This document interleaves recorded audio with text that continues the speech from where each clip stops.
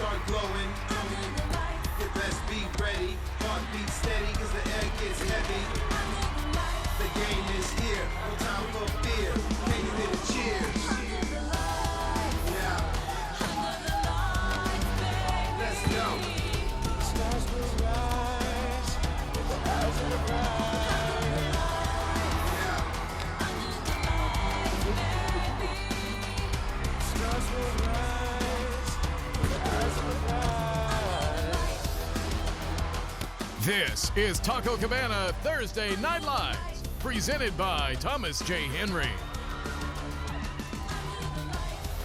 Well, good evening, everybody, and welcome to week 3 of Taco Cabana Thursday Night Lights, presented by Thomas J. Henry. We're at Rutledge Stadium in Converse, Texas, where tonight it's the Medina Valley Panthers taking on the Patriots of Veterans Memorial. Good evening, everybody. I'm Don Harris in the booth. Chuck McIntyre down on the field will be joining me in just a bit. And this is a game with a very tradition-rich Medina Valley against a new team, Veterans Memorial, that's already built a winning tradition in its short tenure playing football. Chuck, when you talk about Medina Valley, we had them on TNL in 2009, a very proud program, and they bounced back last week with a big win. I think what's interesting about this matchup tonight, Don, both of these teams come in 1-1, and they're very similar in a lot of ways. Mostly, they're very, very youthful on both sides of the ball. We're going to be featuring young players all night long, and in a lot of ways, tonight's game is going to be a grow-up game for both of these teams. Coaches and players are going to use this moment to try to get ready for districts that's coming up. Heck, the coaches are still trying to evaluate just who are going to be the starters going forward. Yeah, absolutely. No, out in Castroville, they grow them big. Usually we feature the skill guys, but at Medina Valley, their bell cow is big, number 44, Joe Tarvin. Oh, he is big, and it was funny, we were talking to Coach Lee Chris before the game, and he said, if we got a college player, this is it. Tarvin's dad played at your alma mater, Don, North Texas. He's also a football coach, so Tarvin grew up in a football family. He is going to lead this unit, just a junior, and the newcomer of the year in his district a season ago. When it comes to Veterans Memorial, as you said, Chuck, they are a young team, but they've been to the second round of the playoffs the last couple of years, and J.C. Solitaire played as a sophomore and a junior. They're expecting big things from him. Yeah, an all-district performer a year ago. His leadership and dependability are going to be something that Veterans Memorial relies on all night long. This young man can play running back. We may even see him take a snap or two at quarterback. He's that kind of player. And oh, by the way, his mom used to work with both of us at both TV stations. So we're looking out to see young J.C. Solitaire tonight. Gonna be fun. Right now it's time for our Air Today game time weather. A little warm for this time of October. It's 83 degrees, but it's a beautiful night for football. Partly cloudy with the wind out of the northeast. When we come back, we will have our keys to the game, the national anthem, and we'll kick it off. Medina Valley and Veterans Memorial from Rutledge Stadium in Converse when we come back.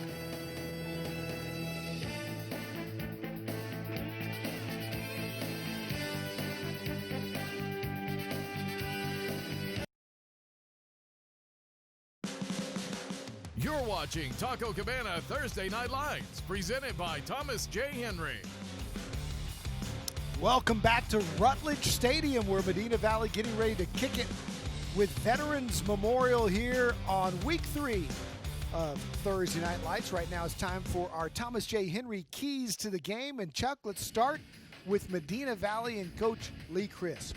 Don, who was the person that sung Let's Get Physical, Mary Tyler Moore? No, Olivia Newton-John, I believe. Okay, well, that's what they want to do. They want to be physical on both sides of the ball, especially up front. Secondly, you want to get a lot of hats to the football tonight, rally as a defense, and then on offense, don't do anything wrong with the football, not like the Dallas Cowboys. Here's Coach Lee Crisp. Our kids never quit, and that's kind of been a cornerstone for Medina Valley Athletics for a long time. The first week was rough. We ran into a pretty good team with New Braunfels Canyon, and we made our adjustments as well as we could and came out the second half, and we struggled still, but never quit. And same thing, Southwest Legacy, great defense. I know offensively we've been trying to find our rhythm, but the kids never gave up, never quit, and it showed in last week's game. Yeah, Veterans Memorial also bounced back last week after a loss. Chuck, what are the keys tonight for Coach Richard Mendoza? Well, for the Pats, they want to take care of the ball as well and then execute on both offense and defense. Again, we're talking about a young squad on both sides of the ball, and then they too want to be physical as well. Here's Coach Mendoza. Talk a lot about our goal is to win, but that's not our purpose. You know, our purpose is to improve every day.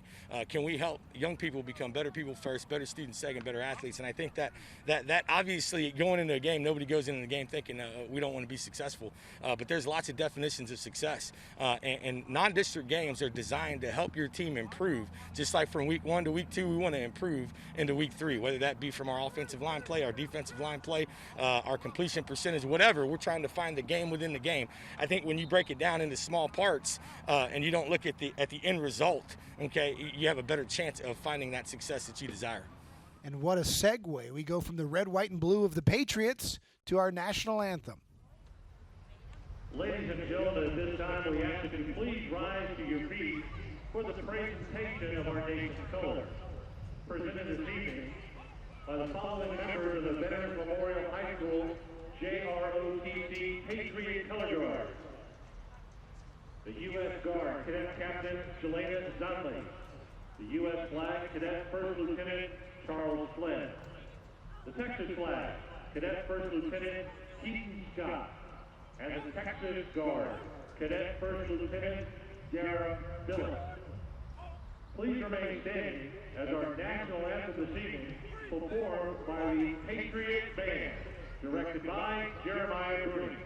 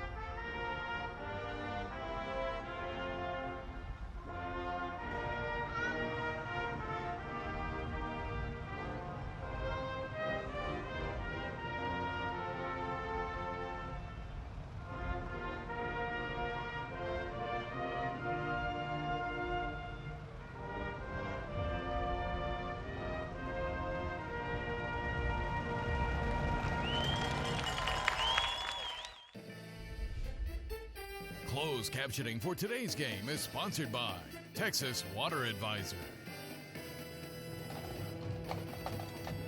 To Rutledge Stadium, let's head down to the sidelines. Zach Hedrick with us as always. Zach?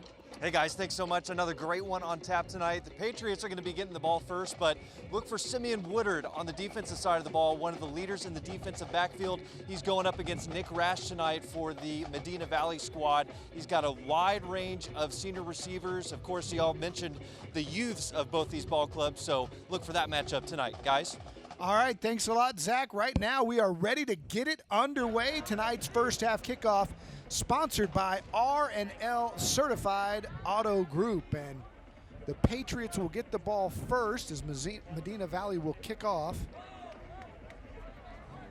And that means we will get to see the guys that we talked about, the electrifying J.C. Solitaire and Simeon Woodard, also both returning players who have had a lot of success with this program as sophomores and juniors. Woodard there, number 9. He and Solitaire, the most electric players and veteran players on this Patriot team. And it will be Woodard taking it at the 6.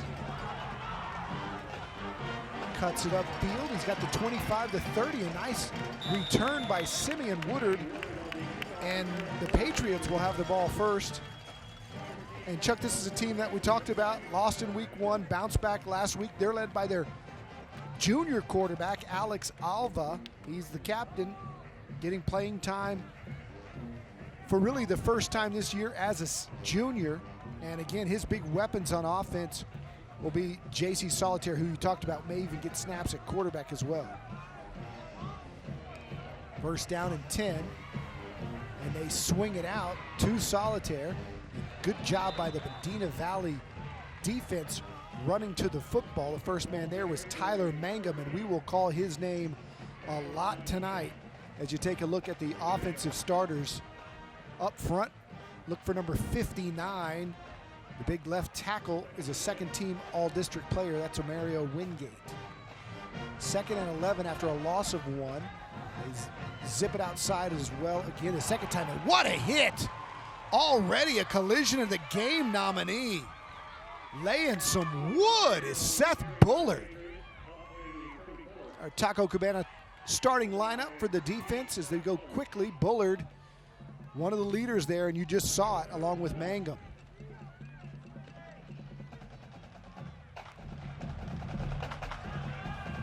Another play out to the near side this time. It's Solitaire, and Mangum runs to the football again. The 3rd and 7 play, and I believe they're going to be short. It's going to be 4th and about a yard, and we'll see what Veterans Memorial and Richard Mendoza do here.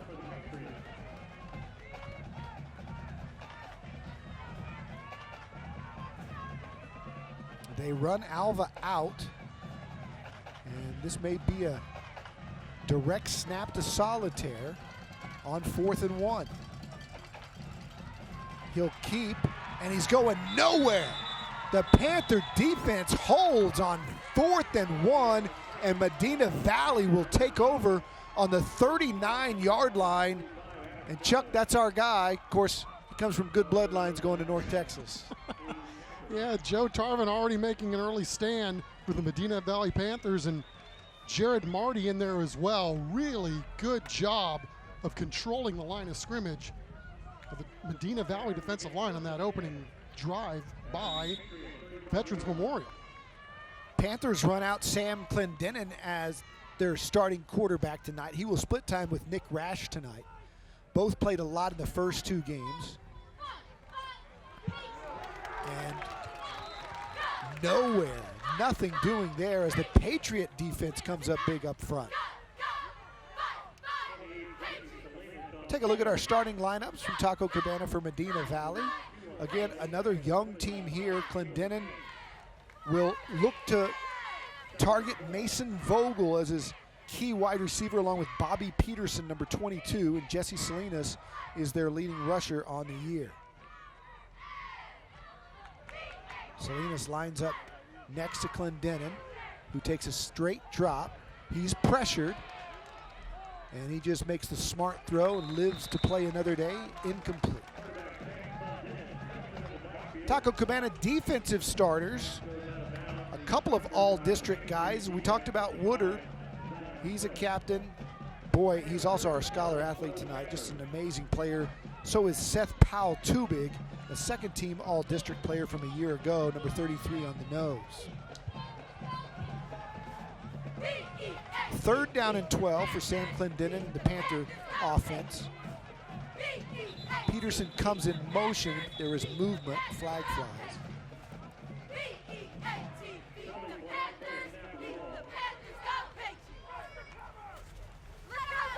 False start from our friend Gerald Green, a veteran of many T&L games. Good to see Gerald before the game. That'll back him up.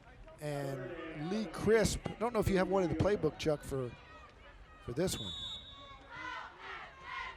Well, both teams, Don, very youthful along the offensive line. They've got basically a whole new group up front for both of these teams. So, again, it wouldn't be a bit surprising if the defensive lines had the better of this until these lines kind of settle in.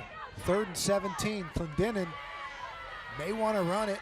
Keeps it. He's not going to get there. The Patriot defense stayed home. Coming up with the tackle was Christian Garibay, junior linebacker. That'll set up 4th down and 9. And Medina Valley in that area of the field where As a high school program, it's too long to kick it, too short to punt it, so they may just go for it here as well. Medina Valley also working out a whole bunch of new wide receivers. They're still trying to figure out who are going to be their combination of fellas as they go forward. So, again, this is what's kind of fun about this ball game, right? Seeing a lot of newness on both of these sides, both of these teams, I should say. Clendenin's got a lot of room up the middle. Has the first down, cuts back outside, and is tripped up right at the 20-yard line. But that's a mammoth contracting first down for Sam Clendenin and the Medina Valley Panther offense. Huge run, obviously, and was the beautiful thing on that play is you just spread them out, send all your wide receivers deep, nobody open. Clendenin, good enough athlete, reads the field nicely, cuts it up, carves up the Veterans Memorial defense for a key first down to keep the drive alive. My apologies to Lee Crisp when I said he didn't have one in the playbook for that down and distance. He sure did. Salinas lines up behind Clendenin. It's Peterson in motion. He gives to Salinas, who's got the 15. Nice gain of 5 on first down, and that puts the Panthers inside the Central Med red zone. Yeah, Medina Valley is going to run out 3 different guys to carry the ball again. Some of this, if you're Lee Crisp, is you're trying to figure out who's going to be the guy going forward. They've got Salinas, Hernandez, Vogel. Any one of these young men very capable of doing what we just saw, which was pick up a really nice gain on first down. Second down and 5. It's a handoff to Salinas again. Flag flies from the umpire, so we may have a hold on the offensive line of Medina Valley.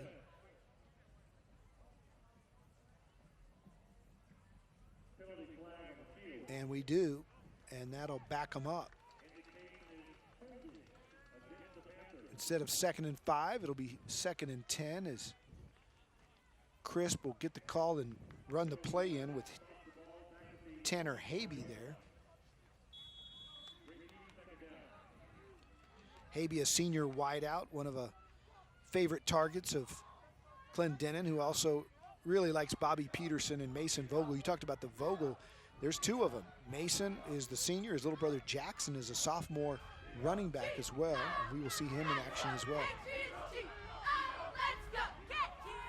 Clendenin wants to run again, but this time the Patriot defense closes quickly.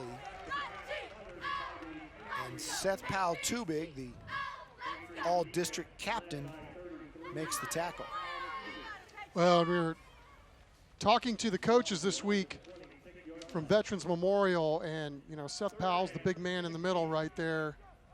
Fun-loving kid, outstanding kid, the coaches tell us. Always positive. Really feel like they're fortunate to have him on their team, and they really like the growth and the development of this defensive line. Some good players.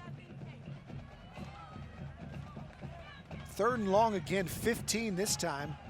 Clendenin wants to throw it. He's pressured and now fires and overshoots the intended receiver. Really didn't like what he saw. Flag flies late. And we'll have to see what that penalty is as we take a look at our Guild Mortgage Smile Cam. The Veterans Memorial cheerleaders out in full force tonight. Beautiful night for football here at Rutledge Stadium. What a facility out here in Converse.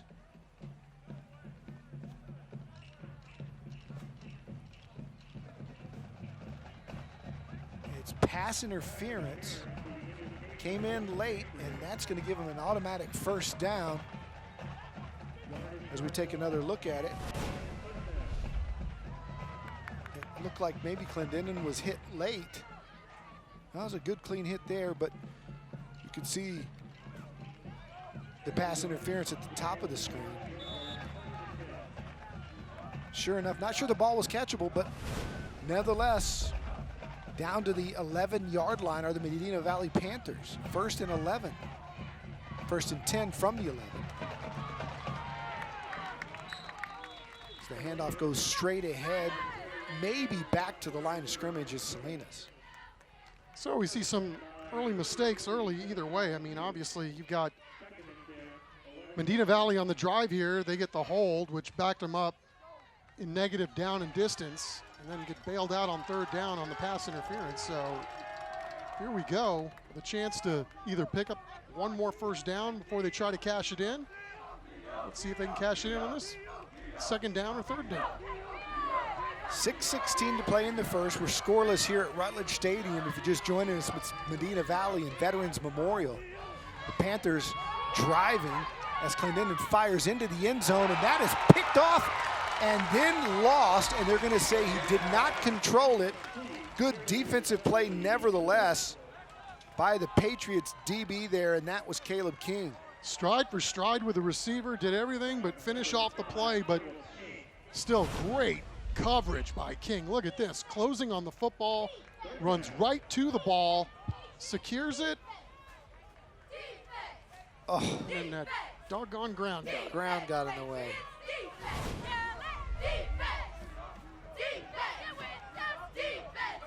Third down and 10 for Sam Clendenin and the Panther offense. It'll be interesting to see what they do here if they don't convert. Is it 2 down territory?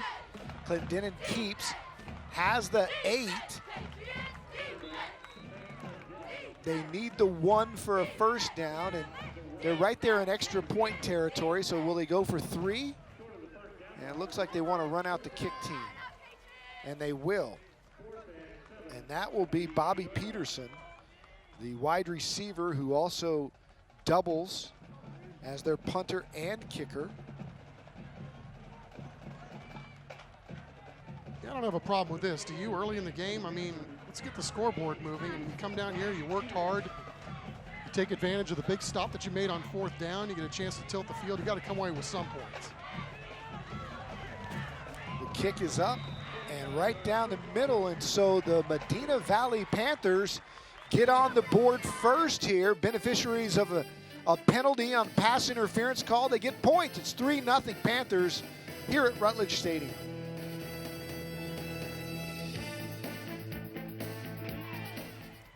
We're back at Rutledge Stadium where the Medina Valley Panthers and Coach Lee Crisp strike first here against Veterans Memorial. Both teams, as we talked about, 1-1 on the season. After losing in week 1, they bounce back. Lee Crisp, fairly new to Medina Valley, but he's a graduate there and was a former soccer coach at both Reagan and MacArthur in the Northeast District. Yeah, also spent some time with the Clark Cougars. Going home to coach the alma mater, and they got a nice win last week against Southwest Legacy, 23-7. Yeah, I was talking to him before the game. He's got 3 boys, and he just really loves the entire community of Castroville and really enjoys the idea of raising his kids in the same town he grew up in. I bet. Here's Woodard. Watch out. He's got speed. Woodard to the 40, and he's tripped up right at about the 42-yard line. And the Patriots will have good field position when we come back.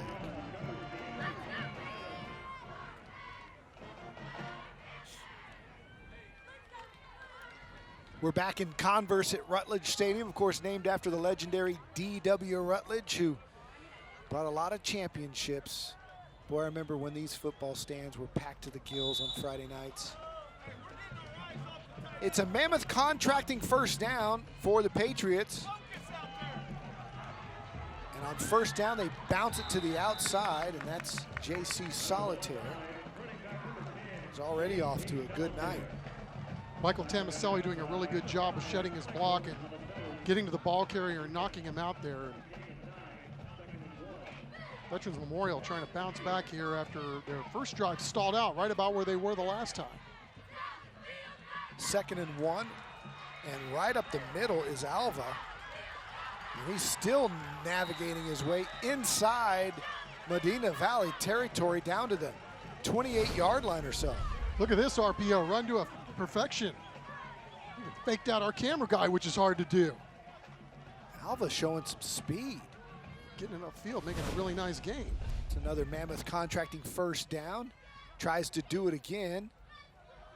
And that's Solitaire fighting and bullying his way down to the 21-yard line.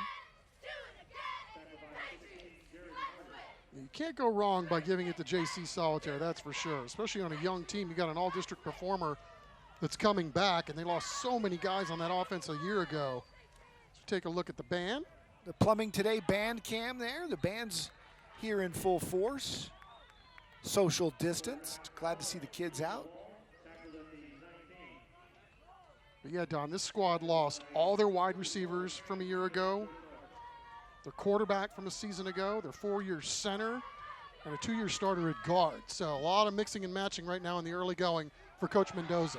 And again, breaking tackles is Solitaire into the Centro Mid red zone and picking up a mammoth contracting first down. Yeah, Chuck, I mean, Veterans Memorial, we were so impressed in their first couple of years of varsity play. I remember Khalik Paulette, their quarterback, we had them on TNL. Look out, up the middle, down inside the 5 to the 3. And that's Tariq Adkins with his first carry of the night. Yeah, not a lot of goofing around right now for Medina Valley. They're just going right behind Martinez, Majette, and Stewart right there in the middle. That'll back them up. Penalties. False start against Veterans Memorial.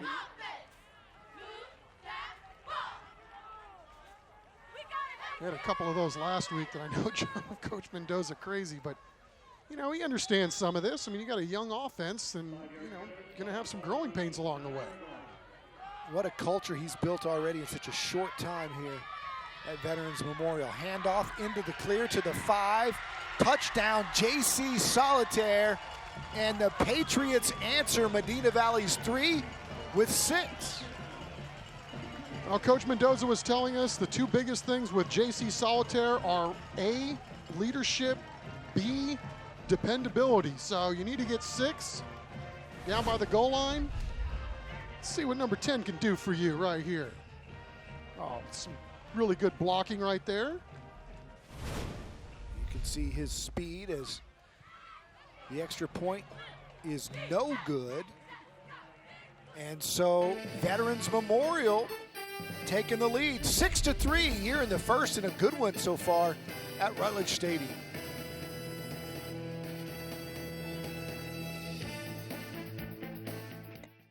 Hey TNL fans, Taco Cabana is proud to be the title sponsor of Thursday Night Lights.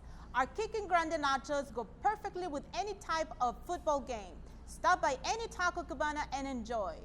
Make plans now to visit TC after the game or this weekend. Enjoy the rest of the game. Thanks, Taco Cabana. Having a good time out here. Patriot Nation as the Veterans Memorial Patriots just take a 6-3 lead here in the first quarter. 3:28 to play against Medina Valley. Panthers struck first, and then Veterans Memorial answers with an 11-play, 59-yard drive, and it was J.C. Solitaire from 9 showing off his speed, getting into the end zone. Extra point no good, and so for the first time tonight, we will see the leg of the Veterans Memorial Patriots. That's their kicker, Cameron Caldwell.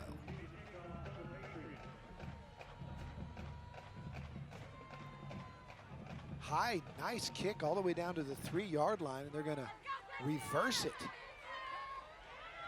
That's Bobby Peterson stepping out of bounds as a flag flies, and we'll be back in 15 to sort that out. San Antonio International is the first and only airport to use the Light Strike robot, which is proven to destroy hard-to-kill viruses, to include the virus that causes COVID-19, providing the highest level of cleanliness so you can fly easier, fly safer, and fly confident. Gerald Green trying to sort it all out from the spot of the foul and mark the ball, and here he is. Blocking the back on the receiving team. That's Medina Valley. It'll be first down, and we'll see where they spot the ball. It'll be right at the 6-yard line, so it'll be 1st and 10 from the 6. Well, we got ourselves a 3-point lead for Veterans Memorial, and well, you just can't say enough about the job that Medina Valley did on special teams to get in there and block the extra point after the touchdown. Sebastian Gutierrez came off the edge and laid out and knocked it down. Now here's Nick Rash. We told you we'd see 2 quarterbacks tonight. He hands on the sweep to Peterson, who crosses the line of scrimmage and dives forward over the 10. Clendenin was the starter as another flag is down. And then he got nicked up in week 1. They held him out of week 2, and Rash played well. So they have determined that they'll give both guys a chance here tonight.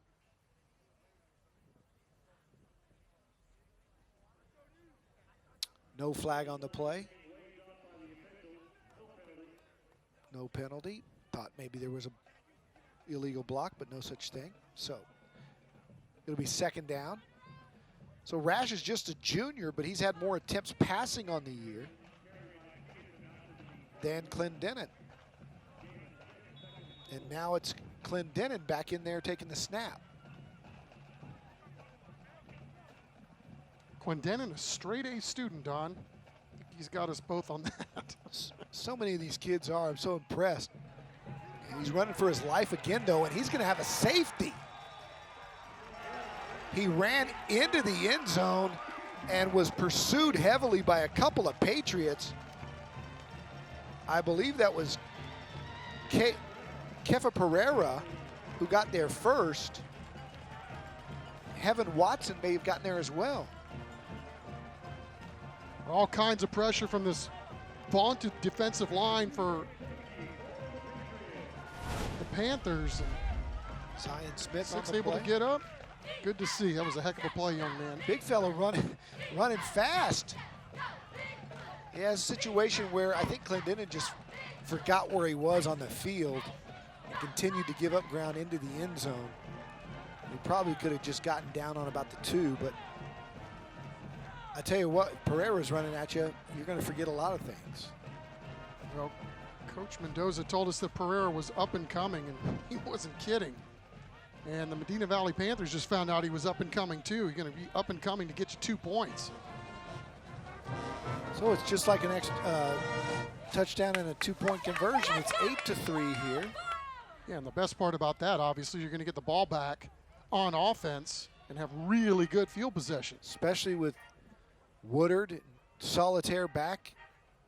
If it's kicked that deep, those guys, you know those guys are going to get at least 10 yards on a return. And Peterson will do the honors. Gets his foot into it, and it's short.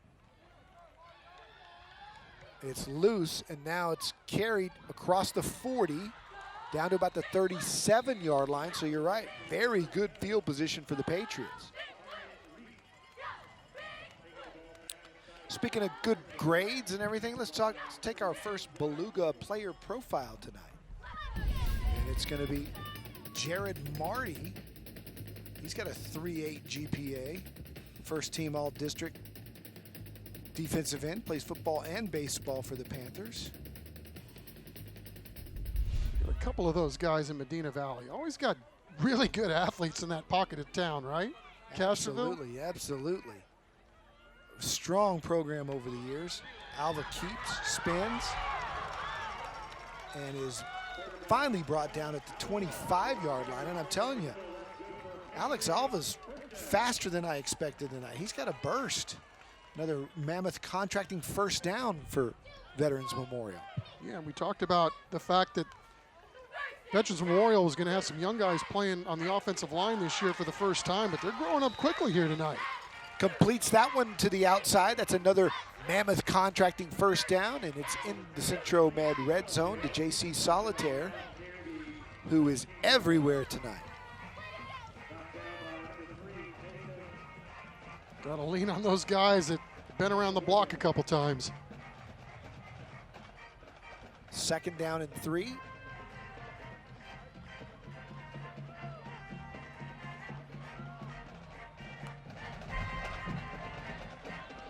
Stutter step.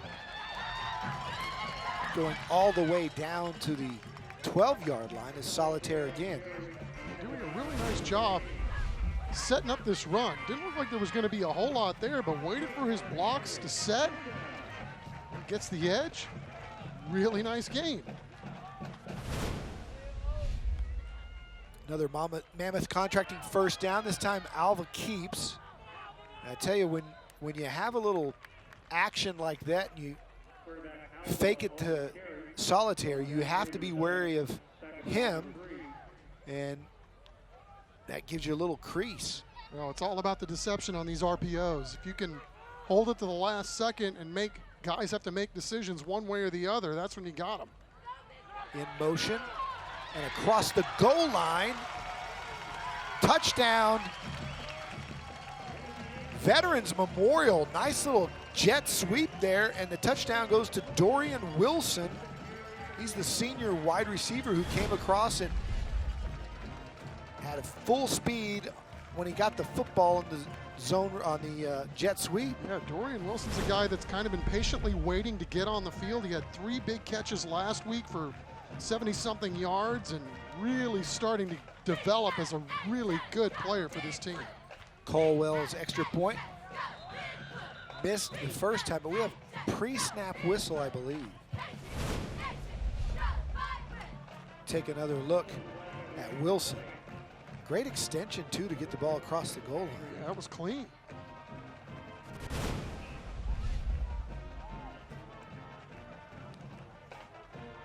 So it's 14-3 for the moment. Looks like they're going to line up and re-kick here.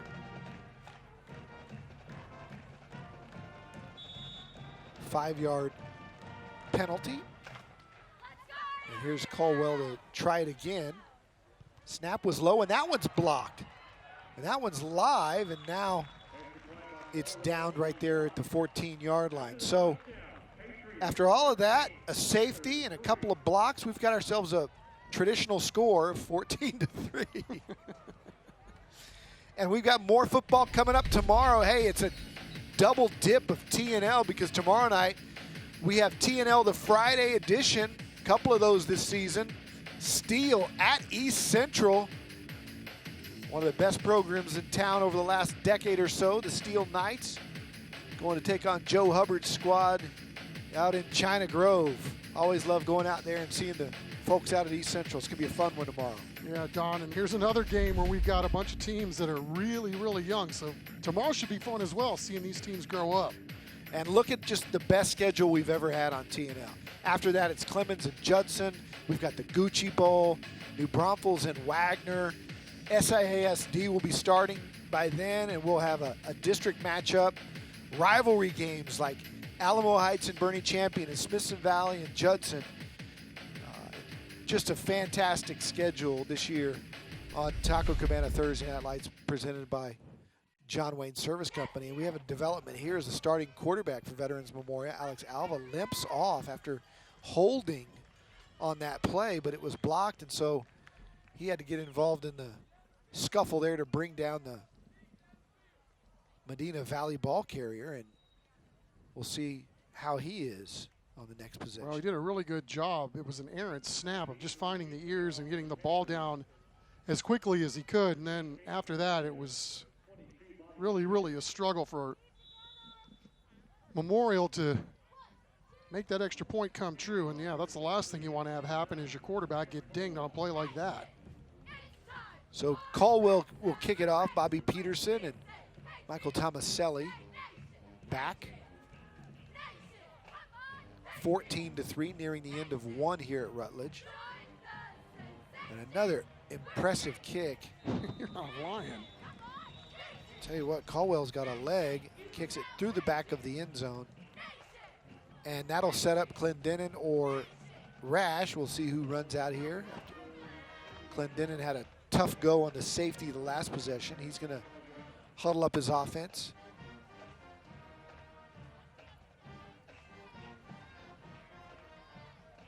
Yeah, now we'll see how they respond. Obviously, that was not what they wanted to have happen on the last drive, and playing from behind here at 14-3, but you know, I think they like the direction that this offense is going. They just see if they can put another drive together like they did the first time they got it. A Mammoth Contracting 1st and 10 for the Medina Valley Panthers as they hand it straight ahead to their new running back in the ball game, and that's Ethan Garza, the senior. Kid's got some fix too, huh? Nice gain on the play, picks up 4. Sets up 2nd down and 6. By committee is what we've been told that Medina Valley is still trying to figure out here. Both teams kind of undergoing a rebuild, but you know, all these kids playing JV in that program have a lot of experience because there's such winning traditions at both places.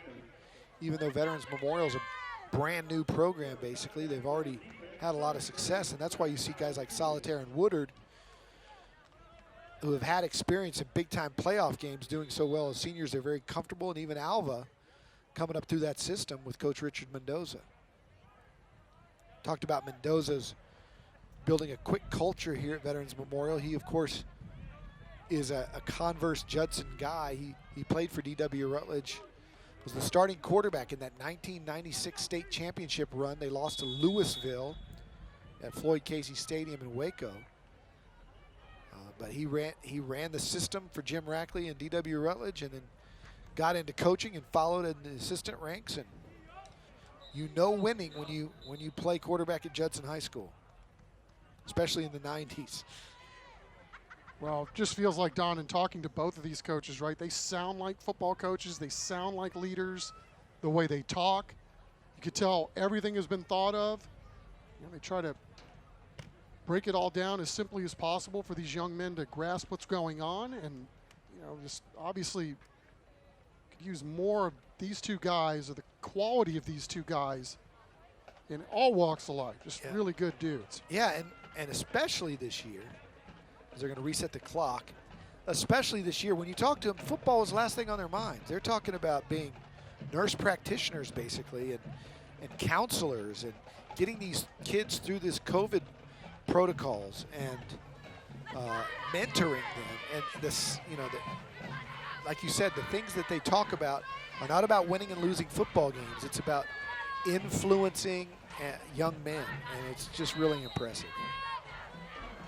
Indeed. Football is secondary to their main calling, for sure. What in the world's going on here? They're trying to reset the clock to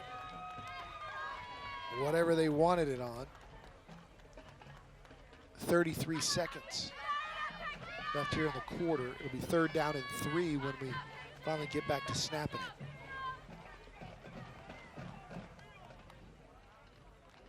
College football's back, and it's rivalry week.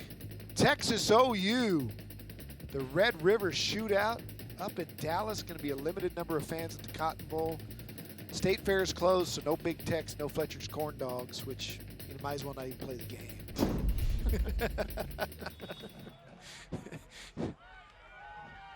Was that Jim Carrey as the Patriot mascot? I don't know. Blitz coming. Pressure comes. They bring the heat on 3rd and 3, and they get Clendenin for a loss. As you can see, definitely a run blitz and really nowhere to go with the football. You look up and there's guys in your face. Jeff George is the first one there. Now Medina Valley looks like they're going to roll the bones here on 4th down. Certainly not. They're just going to let the clock run out. That's the end of one. Veterans Memorial up 14-3. Medina Valley struck first, but the Patriots have answered. We've got another good one here on TNL from Rutledge Stadium in Converse, Texas. We're back with the second quarter.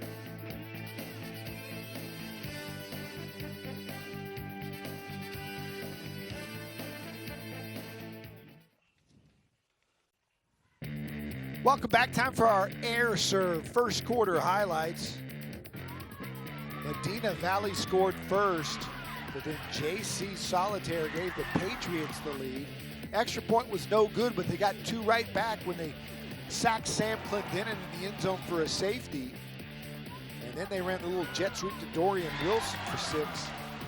They lead at 14-3 as we start the second quarter. Yeah, Don, anytime you get special teams and defense chipping in on the scoreboard, always a good thing. As we take a look at the Medina Valley cheerleaders who are in the stands tonight. Doing a good job as always. What a punt. Backs the returner up to the 30-yard line. That's Woodard. He changes direction. He can beat one guy to the corner. He's got some room, but now he's going backwards, and he's finally taken down by Peterson, the punter.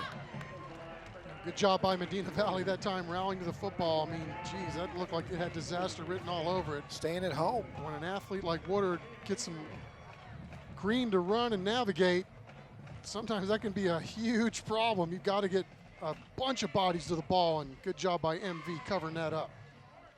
So that's a South Texas Votech first down on the change of possession. And Veterans Memorial comes back onto the field.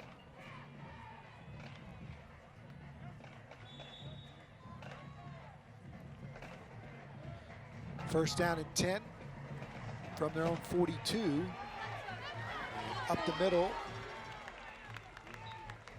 is a new ball carrier for the Patriots. Right? Number 8.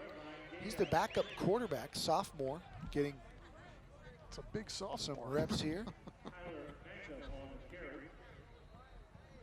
Played a couple snaps already this season. But you're right. Looks like the future's in good hands.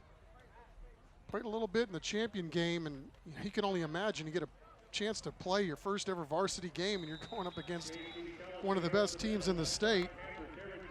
Get your licking and ticking early on. Alva, we showed you, was dinged up a little bit on that extra point that was blocked, and so Irving in the game for him.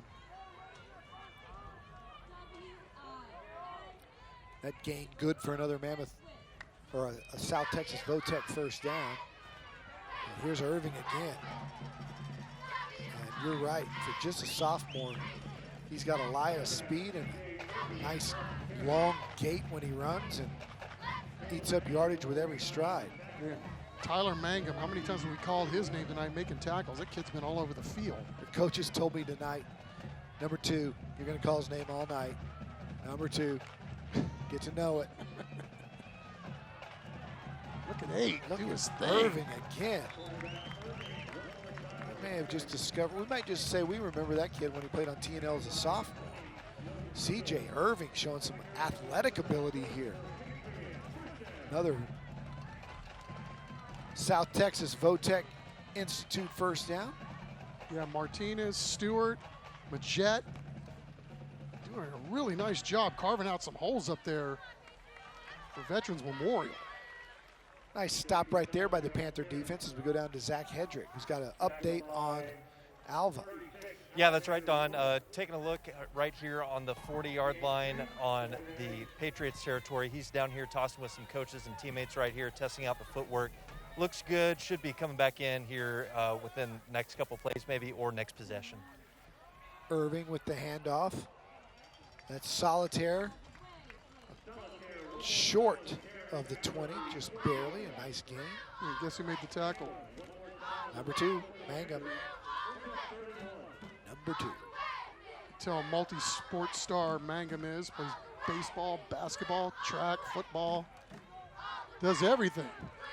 So does JC Solitaire. Just so shifty, and what great vision to pick the hole and get another nice chunk there into the Central Med red zone. And 2, made another tackle. I mean, he's going to have 100 by the end of the night.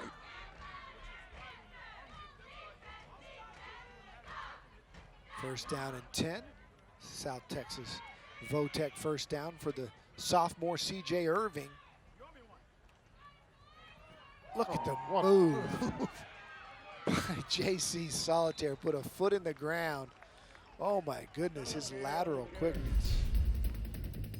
Here's a profile of him. He's only 5'8", 150, but again, this kid has experience on those playoff teams and first team all-district performer last year as a junior.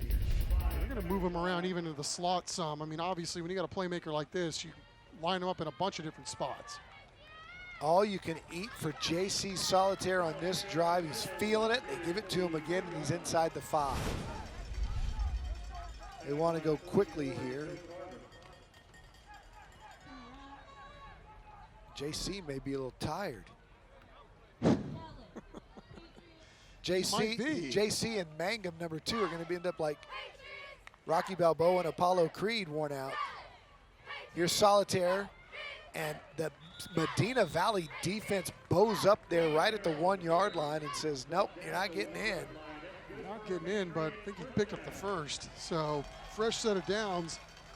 And this is where they want to take advantage. You can see the Panthers breathing hard a little bit. Yep, got them on their heels a little bit, and Patriots knocking at the door. This has been a mighty impressive start for them after that initial drive. Especially with a sophomore quarterback. They bring the heat, they miss, and spinning into the end zone for the touchdown is J.C. Solitaire. He's second of the game, and that kid needs a rest. He carried them on this drive.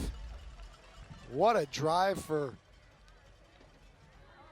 the Veterans Memorial Patriots. It's now 20-3 with a chance to add more. It was interesting how they started this game, right, Don? They were throwing little outs on both sides of the field, trying to loosen up the Medina Valley Panther defense, and they really haven't had to do anything fancy. Just keep handing it to 10. This time the extra point by Cameron Caldwell is good. It's 21-3 Veterans Memorial and J.C. Solitaire.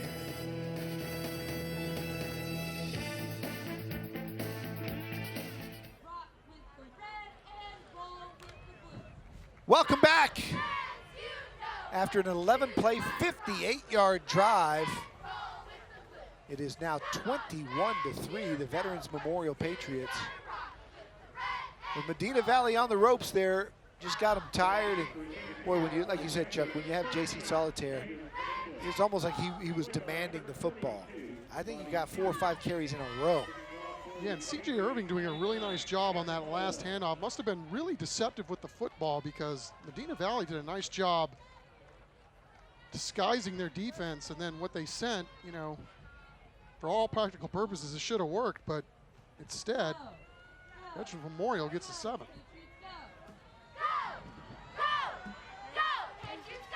Caldwell didn't like the kick, although it's a pretty good one.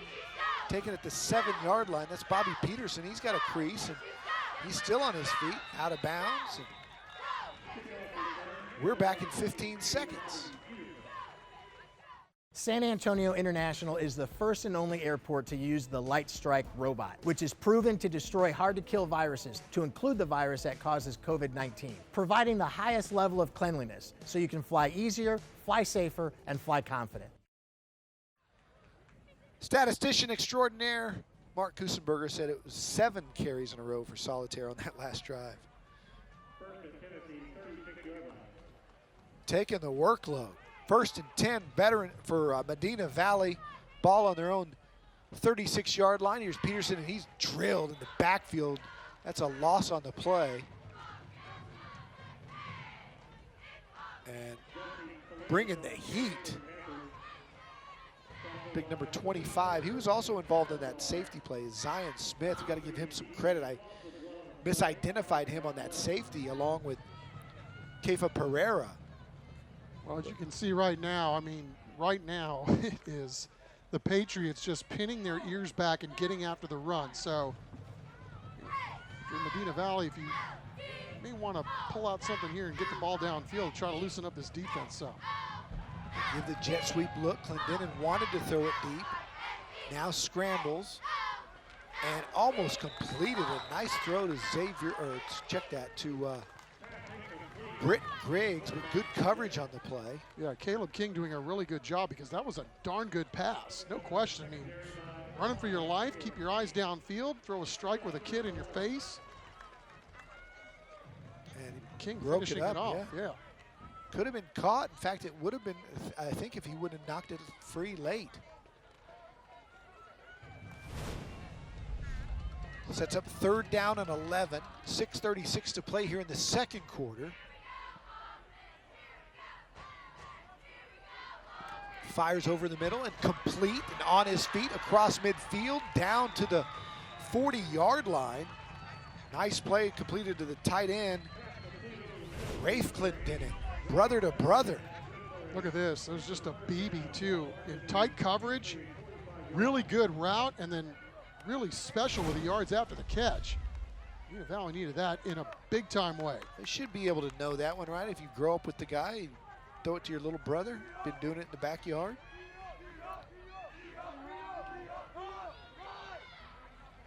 This one picks up a couple. Salinas is still bullying. Salinas is still on his feet. Finally brought down just shy of the 40. Good effort there. telling you. May have an injured player. We do.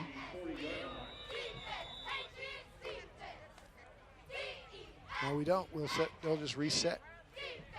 And hobbling off for Veterans Memorial. And they'll sub out.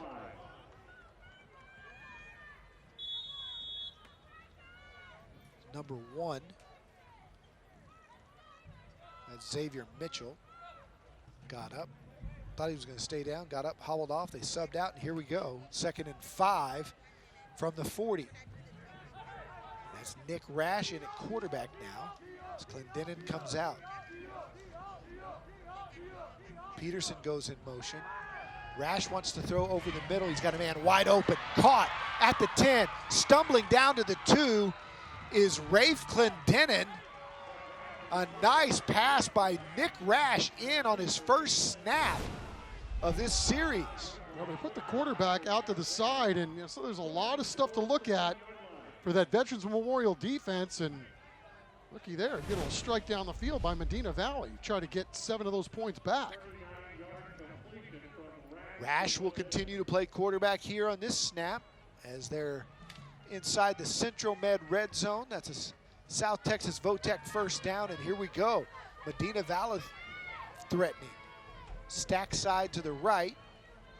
Rash will follow those 2 running backs, and he's down at the 1. Just about a half a yard short. 59 with a good job submarining, huh? Marie Wingate with the stop. A couple of his teammates with him. Formed a wall there. Let's see if they try to smash mouth it again with some physical running play. 2nd and goal. And it's Rash. Again, it's stacked to the right. They're going to fake it this time and throw it into coverage. Be careful, it's almost intercepted. Like the play to call. Almost a little Tebow jump pass there. Veterans Memorial wasn't fooled, and that sets up 3rd down and goal from really the 1-inch line. Yeah, that's one of those plays where you get the play call in, and you're thinking, oh man, this is going to be a really good play. We're going to catch him by surprise, and then all of a sudden you end up rushing it a little bit, and you don't let the play develop it. It's timeout. It's timeout on the field. 21-3, 3rd and goal for Medina Valley. Probably 2 down territory here for them. We'll take it with them.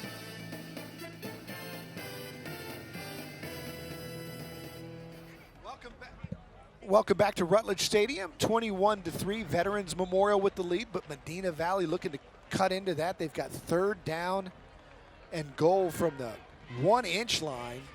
Took a timeout here to talk it over. And they've found running into that defensive line of Veterans Memorial is tougher than it looks. Big boys up front for the Patriots. Salinas checks in at running back. He had a physical run earlier. Rash looks like he's going to sneak it. He does. Salinas gives him a shove, and I'm not sure he got in. He did. Touchdown, Medina Valley. Got the little help from behind him. Rugby scrum touchdown. The Bush push. Oh, sorry, Chuck. I didn't want to remind you of Notre Dame.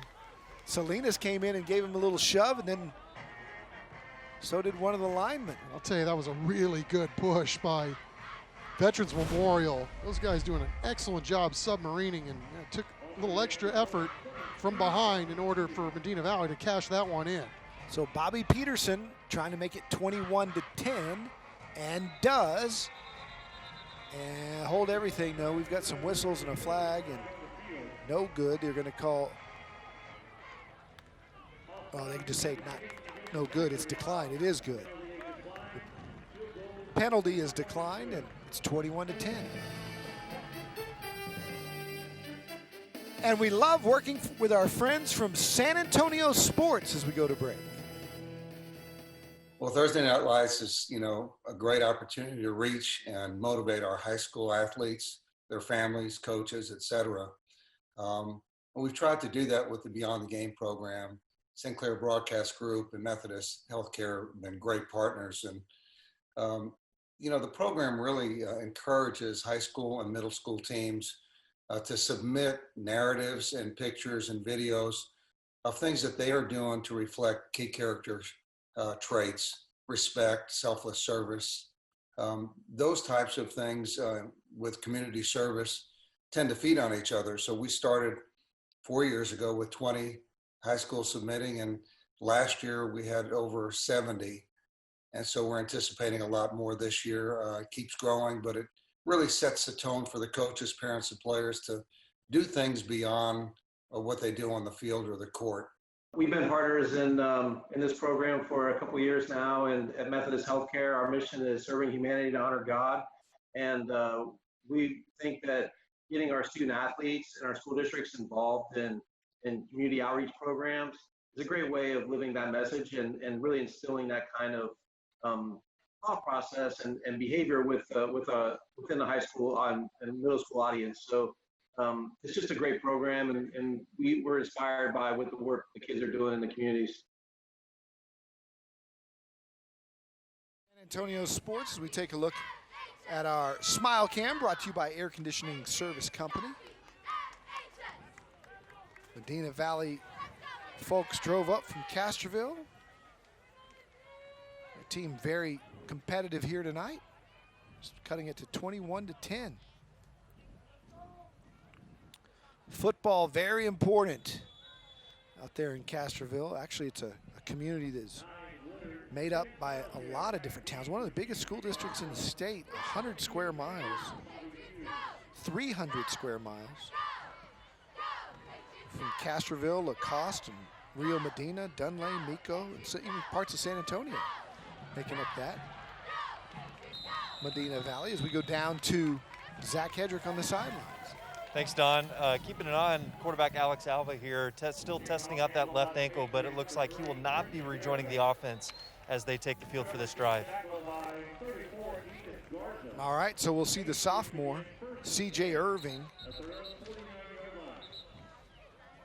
And, yeah, if you're Coach Richard Mendoza, after the way that young man led his team down the field, even though J.C. Solitaire did most of the heavy lifting, I'll tell you what, that sophomore looked really, really good. Well, not only that, you've got some big ball games still left ahead on your league schedule. So, again, that's the beauty of playing these non-district games. You get a chance to work out a lot of different things, and really there's nothing at stake. Let's see if the Patriots can answer on first down. They hand it to Solitaire, I believe, down to the 48.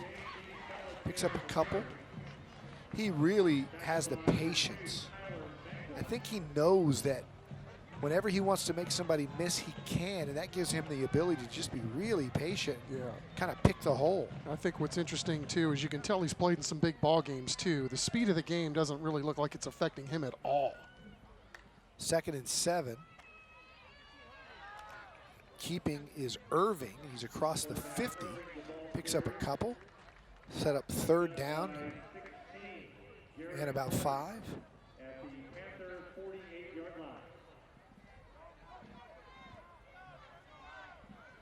So what Coach Mendoza's trying to do here with the young guy, get him some snaps. I mean, he clearly looks the part, even though he's a sophomore, but he said they've limited the playbook somewhat to try to get these guys to play as free as possible. And I think, that's probably the right way to go about doing it when you're trying to figure out what exactly you have. No, as he would call it, paralysis by analysis. Just give them a few plays and let them see if they can figure it out. And to this point, they both have. 4th and 1 as Solitaire came up just short of the line to gain, but not this time. Well, maybe they give him forward progress. That'll be a South Texas Votech first down for Solitaire and the Patriots. He says, you can come get me. I did the heavy lifting on this one too. I got you some. Anybody got a water bottle over there? Yeah, call me on 3rd down.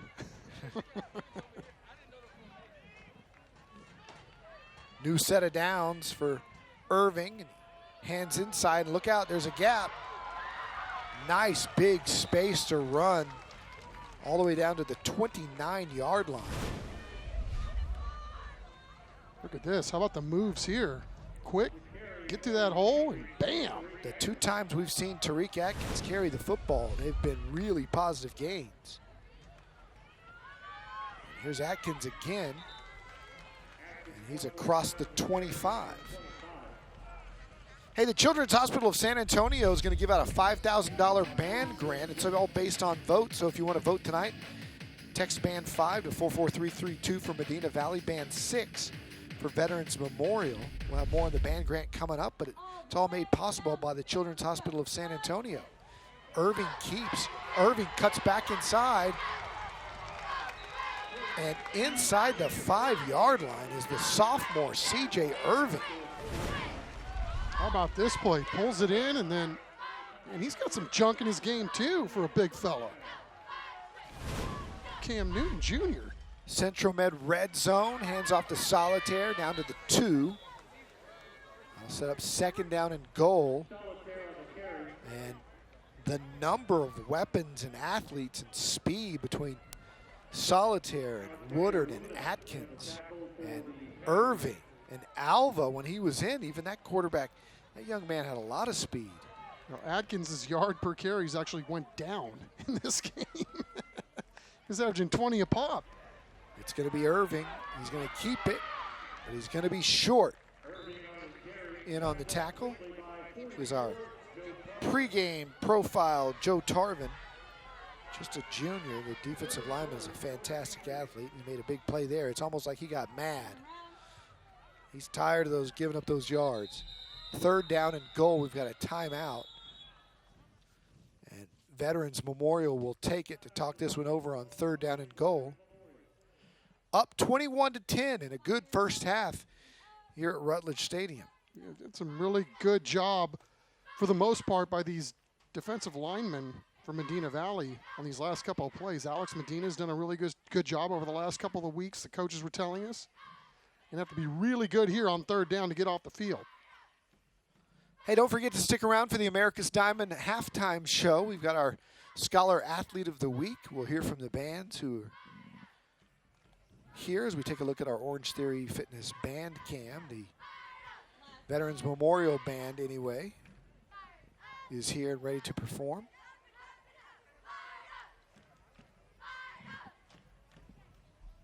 And a quick first half. A lot of eating up clock and eating up yards for both these teams who kept it on the ground, and when they have thrown it, they've completed it. Bringing in the jumbo package for this 3rd down and goal, and we'll see who they decide to give it to. They've got Atkins and Solitaire in there, and I believe they're going to direct snap it here to Solitaire, quarterback. They bring Irving out and let the senior take the snap. Medina Valley brings everybody, and he just walks in for the touchdown. J.C. Solitaire doing another great job with his vision. It's been there all night. He was not intimidated the least by bringing the whole house. He just picked his hole and walked in for a touchdown. So he takes the snap, and he probably can do a lot of things out of the backfield there. Gave a little shimmy with the shoulders as if he was going to throw, but saw a little crease, and a whisker later, he's in the zone. Extra point is up and good by Cameron Caldwell. It's 28-10. Veterans Memorial answers Medina Valley's score with one of their own, and a big touchdown to make it an 18-point spread with just 30 seconds to go here in the first half. He's one of those guys that can just eat up a lot of space in a very, very short period of time. Note to self, San Antonio Sports All-Star Game, J.C. Solitaire may be a nominee. Yeah, he might be, but he's an underclassman. Oh, that's right. He can't play yet. We're going to wait on graduate him and Note get him to there. self to remember that in 2021, Don.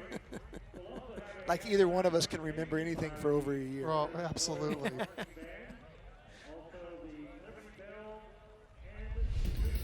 Coming up next week for Veterans Memorial, they're at Seguin, taking on the Matadors, and then Harlandale and Johnson High School out of Buda. Jeez, there's another high school now in Buda?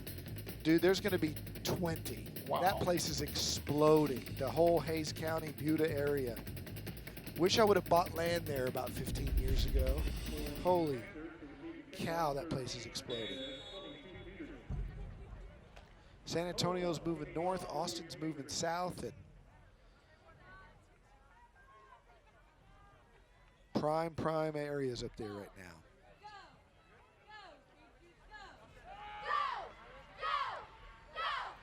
By the way, Hayes County Donuts, best kolaches anywhere, even as good as West Texas. Really? Yeah. Hayes County Donuts in Buda, unbelievable. What's the name of that stop in West? The Czech Stop. The Czech Stop. There we go. Yeah. It's funny, I know the exit. Just don't know the name of the store. It's always crowded. It's always good. It's always Jack Green's pregame meal on Dallas Cowboys Sunday on our way up to the Arlingtons. I'm telling you, though, Hayes County Donuts, it's right off the highway. You take a left there, right across the railroad tracks. As good as they get. 28-10, 20 seconds to go here. Medina Valley, see what they want to do here with 20 seconds to go in the half. They're going to try to go deep. Oh, he just missed his wide receiver. And I tell you what, if he would have hit his brother, Rafe Clendenin, he might have taken it the distance. He has beaten everyone on that route across the middle from both sides of the ball, from both sides of the line of scrimmage.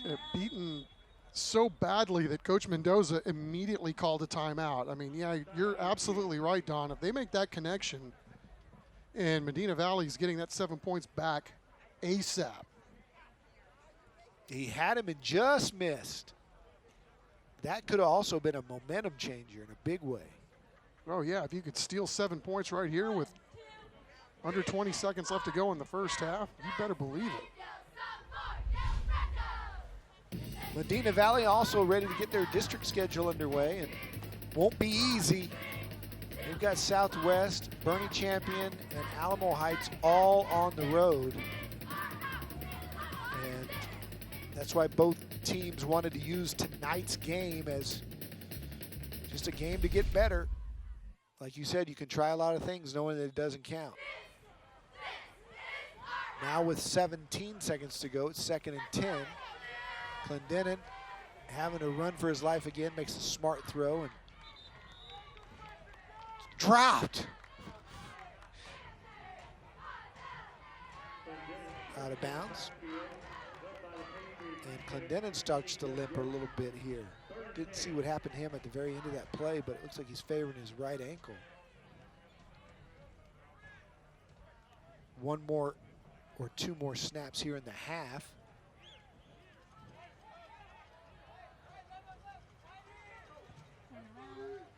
Third down and 10.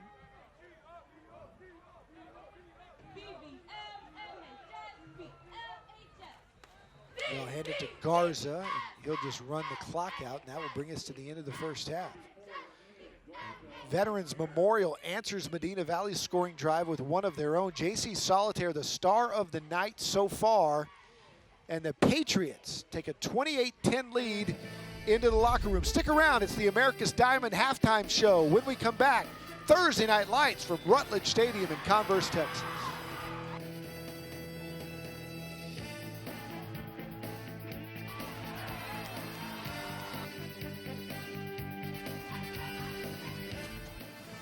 This is Taco Cabana Thursday Night Lights, presented by Thomas J. Henry and sponsored by Vulcan Materials Company, America's Diamond, the Children's Hospital of San Antonio, R&L Certified Auto Group, Air Serve Heating and Air Conditioning, Affordable Health Insurance Agency, Orange Theory Fitness, Air Today Heating and Air Conditioning, Guild Mortgage, San Antonio Sports, Methodist Healthcare, Plumbing Today, Texas Water Advisor, Beluga Air, Bargain Warehouse Outlet, JD Collision Express, Air Conditioning Service Company, the San Antonio International Airport, Centro Med, Mammoth Contracting, and Monarch Trophies.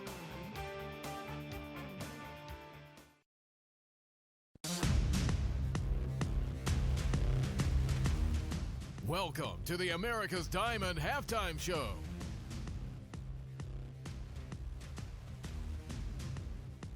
The Patriots leading the Panthers here, and it's been a back and forth affair, at least a little bit, as we entered into the second quarter there. We've got some odd scores, but we finally got back on track with the Patriots leading 14-3, and then both teams answered back and forth. The Patriots getting a late score into the second half to take a 28-10 lead. Both quarterbacks, both starting quarterbacks anyway, hobbled a little bit, maybe by some ankle injuries. We'll try and get some updates for you there as they head into the second half. The Panthers will get the ball to start the second half, see if they can answer and get back into this game a little bit.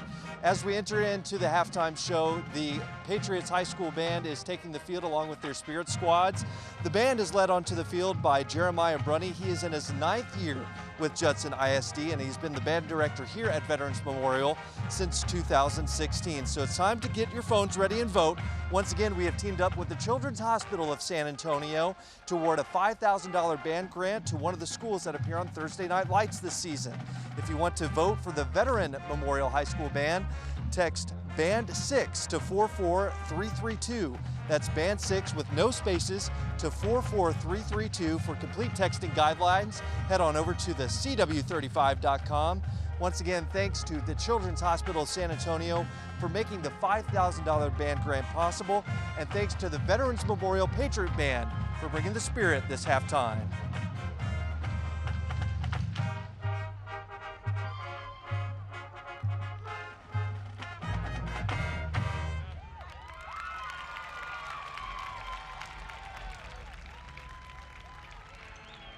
San Antonio middle and high school athletes are doing great things for our community. San Antonio Sports and Methodist Healthcare are shining the light on teams that model key values through their actions.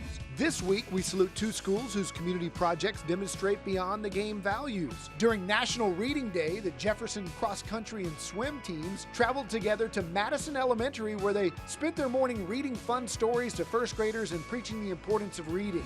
Over at Taft High School, the boys' soccer team visited Burke Elementary and assisted the faculty by playing with the kids, having lunch with them, and listening to students' stories. These athletes demonstrated the beyond the game values of sportsmanship, selfless service, caring, integrity, and respect. San Antonio Sports and Methodist Healthcare salute high school and middle school coaches who inspire their teams to serve others. Parents, teachers, and coaches can nominate teams that go beyond the game. Visit sanantoniosports.org.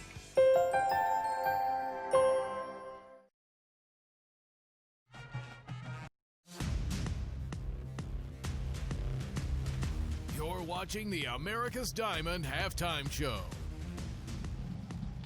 Welcome back as halftime rolls on. The Patriot Band getting ready to perform their portion of the halftime festivities here. Meanwhile, the mighty Medina Valley Panther Band did not make the trip for tonight's game, but earlier this week, we did catch up with their band director to see how the season's going. My name is Thomas Galvez, and this is my 29th year at Medina Valley. We have 96 students through our marching band, and we have about 130 or so overall. So we gave them a choice to either do marching band or not, so that with the way the circumstances are with COVID, that we wouldn't want to make anybody think they had to do it if they weren't comfortable doing it this year.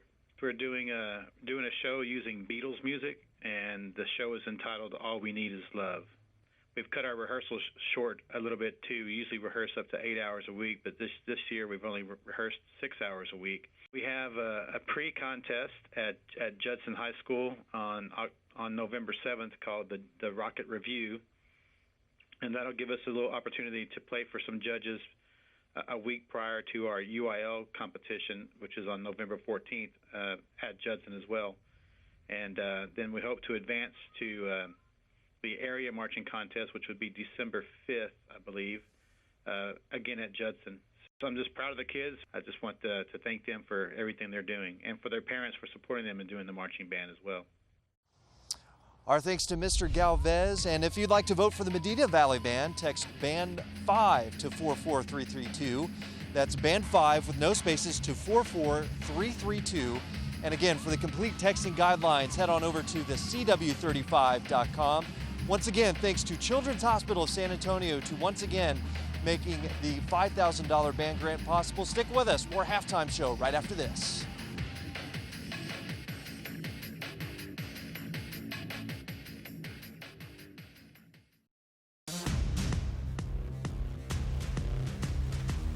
watching the America's Diamond Halftime Show. Welcome back. It's the America's Diamond Halftime Show. Veterans Memorial leads Medina Valley 28-10 here at D.W. Rutledge Stadium in Converse. And right now it's time for our Scholar Athlete of the Week. At the end of the season, Vulcan's Materials Company is going to give a $10,000 scholarship to one of the student athletes that is recognized on TNL. So let's meet this week's students. The scholar athlete from Medina Valley High School is Tyler Mangum. The senior safety currently ranks 5th in his class with a GPA just under 4.7. It's definitely been a weird senior year to start off, but I mean, I'm just glad that we got to play this year and really just thankful. Tyler does it all for the Panthers. When football season is over, he plays for the basketball team and participates in triple jump for the track team.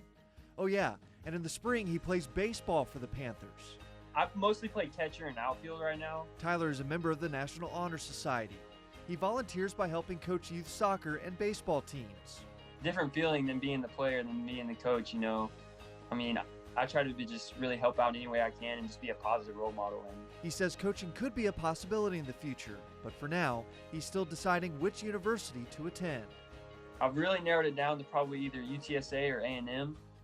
And then I'm probably going to study some type of engineering, either mechanical or electrical engineering. Our scholar athlete from Veterans Memorial High School is Simeon Woodard. The senior defensive back carries an overall 4.0 GPA. That stuff always comes first, ever since I was a little kid. Simeon is a multi-year letterman for 2 sports, 4 years with the football team and 2 in track. I do the 4x1, 200, sometimes I do the 100, and I do triple jump. Where does your speed come from? Is it your mom's side or your dad's side of the family? It's definitely my dad. My mom, she's not athletic at all. So far, Simeon has received 11 scholarship offers as a result of his accomplishments off and on the field. The offers include institutions like the Air Force Academy, West Point, and the University of Pennsylvania. Right now, I really don't know where I want to go yet. I have plenty of options that I'm just thinking about with my parents. While he and his family are still figuring out the best fit, Simeon already has his mind set on what he wants to do for his career. Wherever I do end up, I'm hoping to study in biology, and then after that, I want to be able to go to dental school and try to become a dentist.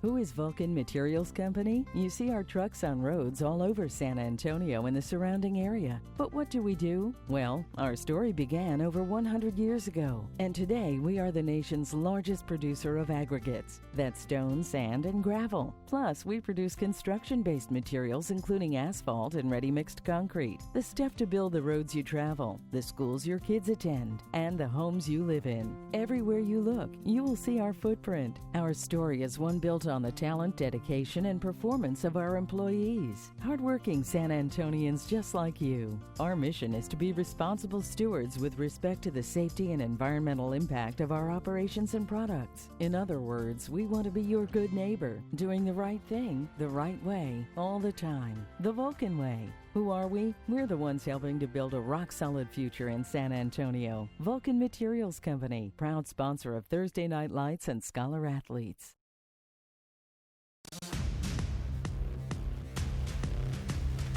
You're watching the America's Diamond Halftime Show. Welcome back. We're at Rutledge Stadium in Converse, where Veterans Memorial has a 28-10 halftime lead over Medina Valley as our America's Diamond Halftime Show rolls on. We're getting ready to kick off the second half, but right now it's time for our AHIA highlights. And we've had a good one. Medina Valley got on the board first. It was 3-0 before JC Solitaire dove in or extended the football to make it Veterans Memorial lead. They then got a sack in the end zone. And then they ran a little nice jet sweep to Dorian Wilson. That made it 14-3. Solitaire scored again.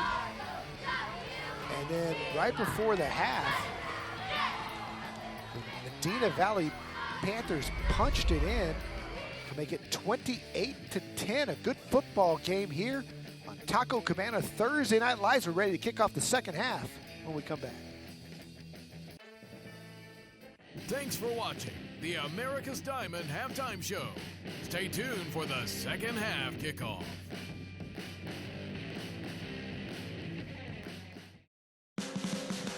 You're watching Taco Cabana Thursday Night Lights, presented by Thomas J. Henry. We're under the lights at Rutledge Stadium, getting ready to get going here for the second half kickoff. Veterans Memorial with a 28-10 halftime lead, and seen a lot of fantastic athletes on both sides, both Veterans Memorial and Medina Valley. Panther Nation representing proudly out here in the red, white, and blue in this district that has really grown. Of course, for many years it was just Judson, then they added Wagner, and now Veterans Memorial. And take a look, Chuck, at the first half stats, and really the stats are even more lopsided than the score. Well, I think, Don, what was key in this game, obviously, was how this pendulum swung when you had a safety that Veterans Memorial turned in, and then when they got the ball back on the punt, they were able to go down and cash that in as well. So that's where the scoreboard got a little wompy jawed. Yeah. Excuse me? Really good job. You know, bring a little country to the proceedings tonight. But yeah, obviously, Veterans Memorial doing a really good job of controlling the clock, controlling the ball, and then cashing those drives in at the end. So, you know, plenty of time for Medina Valley to get back in this football game, but ideally they want to do something with this very first drive coming out of the clubhouse to start the second half. All right, speaking of the start of the second half, it's time for tonight's second half kickoff, and that's sponsored by R&L Certified Auto Group. It'll be Cameron Caldwell doing the honors, and Bobby Peterson and Michael Tomaselli, along with Tyler Mangum, have been the guys back previously as Caldwell gets his foot into it. And it'll be taken at the 4 and being brought down right at the 19-yard line is Caden Hernandez, and we'll send it down to Zach Hedrick, who spoke with the coaches at the break. Thanks, Don. Yeah, caught up with both coaches coming out of the locker room, starting with Coach Mendoza and Veterans Memorial. He says Alva is doing okay. You could potentially see him out here in the second half again, and that his message to his team before the second half was just urgency, and they have to take care of the football. Meanwhile, over with Coach Crisp in Medina Valley, he's just saw some good things, some miscues, but they saw that spark coming out of the second quarter there with the offense. They're looking to keep that going, and then they just want to win the second half, guys. All right, thanks, Zach. First down and 10, a Mammoth Contracting first down for Nick Rash, who starts the second half for the Panthers. He hands off inside, and it's a gain of about 4. Yeah, to Zach's point, talking to Coach Crisp, I mean, they had some plays dialed up. Had some home run balls that could have worked. They just weren't able to make the connection on. Even on defense, they dialed up the right play. They just didn't have anybody to finish off those plays at the end. So if they can clean a little bit of that stuff up, might have ourselves a football game here in the third quarter. Rash in for Sam Clendenin to start the second half. And met in the backfield is Salinas. And getting in there quickly was Xavier Mitchell to slow that down, and he almost had the hit of the night, just barely missed. Salinas is going to feel that one. Well, good job by Mitchell. I mean, if for nothing else, I mean, he was able to disrupt that play so badly that a bunch of his teammates were in there to clean it up. So good job. Again, sending different guys from different locations on these run blitzes, and oftentimes it's paid off. So it's a third down and 3 for Medina Valley. Is a high snap to Rash. He'll fire over the middle, and it's caught by Rafe Clendenin, who's had a nice night at tight end. Well, he sure has. Picks up a Mammoth Contracting first down for the Panthers, who have found themselves a target. And Rafe Clendenin, he's the brother of Sam. Medina Valley doesn't throw the ball a whole heck of a lot, but obviously that's a big target to go to right there off the line of scrimmage. And Rash had actually had more passes coming into this game than Clendenin did. And Rafe is only a sophomore. Little jet sweep to the top of your screen. And The young man who had the nice kickoff return to start the half, Caden Hernandez, and he picks up another Mammoth contracting first down, and he shows some speed getting to the corner. He did, and Tanner Habe with a really good job, number 11 there, throwing a little chip. And that was able to spring the ball carrier and get him some additional yards down that sideline. Finally shoved out of bounds by Caleb King. Noah Garcia, the right tackle, also doing a really good job on that play ceiling. Mammoth contracting first down for the Panthers on the move here to start the half. Another high snap. Rash with a good job of reeling it in, and he dives forward for about 3. A good start to the drive, no doubt. A sense of urgency in Medina Valley's game. Rash has had to go up, climb the ladder for a couple of them. Yeah, it kind of messed up the timing of the play, too. They were trying to fake the ball or maybe even give it to the receiver that was coming across the field. But once the ball got snapped high, it kind of threw off the rhythm of the play. A lot of communication between Rash and Jesse Salinas here pre-snap. And movement up front.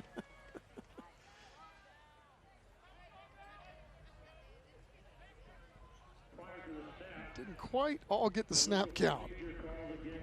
They're going to call it on Bobby Peterson, who does it all for Medina Valley. He's the kicker, the punter, he's a favorite target. Just a little anxious there. And that'll set up 2nd down and 14 as you take a look at Caleb King, who's had a nice night tonight, a very good football player. And just a junior. Yeah, there is a lot of youth, right? Getting some quality snaps in this football game tonight on both sides. Here's Rash, good snap this time. Gonna fire back to this side of the field. That's Rafe Clendenin, and he's not going anywhere. Good one-on-one tackle by the Patriot defense. And that's number 48, John Guardiola. Speaking of Caleb King, he's also a track star. And he's a 2-year starter, again, with this program that has done so well in their first couple of years of existence playing varsity football. Yeah, Coach Mendoza was telling us how hard Caleb worked this summer to get himself in even better physical shape, and has really taken on a tremendous amount of the leadership qualities that he likes to have in these young men, too. 3rd and 19. Rash wants to throw it, doesn't have anywhere to go. Now he's in trouble, running for his life, and he just is eaten up by the Veterans Memorial defense. Couple of kids there, including Christian Salazar and Jeff Georges, who's had a couple of nice plays tonight. So tried to junk it up a little bit with the play calling. And after a really good start to the drive, kind of got bogged down here, so they're going to have to kick it away.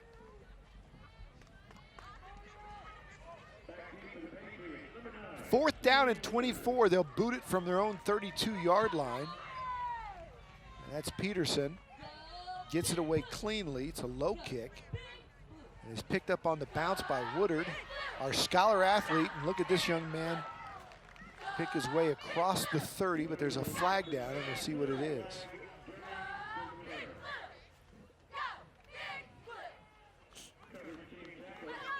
Usually not a good sign for the receiving team. Usually somebody did something they weren't supposed to do with a block in their back or something like that. Gerald Green's going to straighten it out.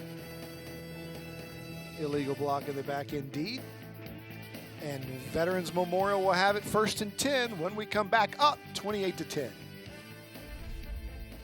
Closed captioning for today's game is sponsored by Texas Water Advisor. Veterans Memorial has a 28-10 lead here in the 3rd quarter. 1st and 10, and they've got the football again, and J.C. Solitaire's got it again, and he's got another Mammoth contracting first down across the 29 and almost to the 30-yard line. J.C. Solitaire with an amazing night tonight. He wants the football, he gets it in a number of different ways, and he beats you in a number of different ways. He's physical, he's shifty, he's got great vision, and he showed right there he's got speed to the corner. can't quite get out of jail that time as Medina Valley's defense came up strong. Joe Tarvin and his teammates were there to get him for a loss. You see, even on a play like that, Don, where there's 3 guys in the backfield, he's still able to wiggle his way and, at least at the last second, lunge for some positivity. 2nd and 12. That ball's completed over the middle. A nice completion by the young man, C.J. Irving, the sophomore. He got it to Mauricio Rivera, the junior halfback. Really nice job, and we've seen him run, but that time he put it in the air looked good. Inside handoff, picks up another 3 or 4. A lot of poise from C.J. Irving, the sophomore, coming in relief of Alex Alva, who was injured holding on an extra point that was blocked. And the young man, C.J. Irving, came in and has done a great job. The poise that he's shown. He's going nowhere there, though, as Tarvin is again there to stop him. Joe Tarvin living up to the hype pregame. Been all over the place. Certainly has, and all of a sudden here in this 3rd quarter, really starting to assert himself on the other end of the line of scrimmage.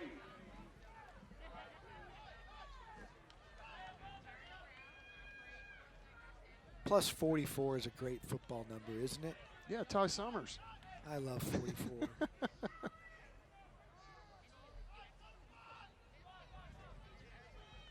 Tip of the cap to the Iceman, by the way. 3rd and 8. Irving scrambles, fires, and wow, he caught it. What a catch.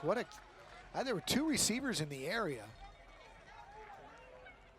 And he completed it to Eli Perez. Well, we've seen C.J. Irving make a nice throw running to his right, throwing to his left. Typically the harder throw, but look at that, right on the button. Wow. Good job by the receiver getting both feet in bounds, ready for the NFL. Nice throw. Threaded the needle, did C.J. Irving. Sets up a Mammoth Contracting 1st down.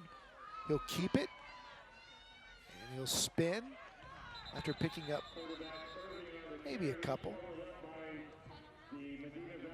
It's interesting, moving the pocket and the young quarterback, typically those are the harder throws or the harder passes to complete. Doesn't look like it's too big a deal to young C.J. Irving Not so at all. far. You could tell by the way he ran that last play, he is used to being able to get whatever he wants. As he fires the out route, again completed. And it picks up about 8. Driven out of bounds very roughly was Eli Perez. Also tells the defense, too, you got to cover the whole field when you got a quarterback that's doing what CJ's doing right now. I mean, now he's going to just throw it in the pocket. Wham, ball's out and on target. Seeing a lot of growth here from the young sophomore. He can beat you with his feet and his arm now here in the 3rd quarter. And oh yeah, he's got this guy to give it to as well. And there goes Solitaire, and if he doesn't slip right there, he might have broken it. He did the hard part, right? Got out of jail, planted his foot, and if it doesn't slip, look out.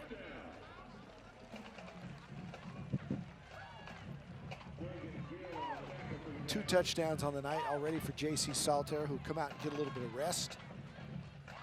That's the first time all night that Ten's had his feet betray him. He's been special as he goes over 100 for the night.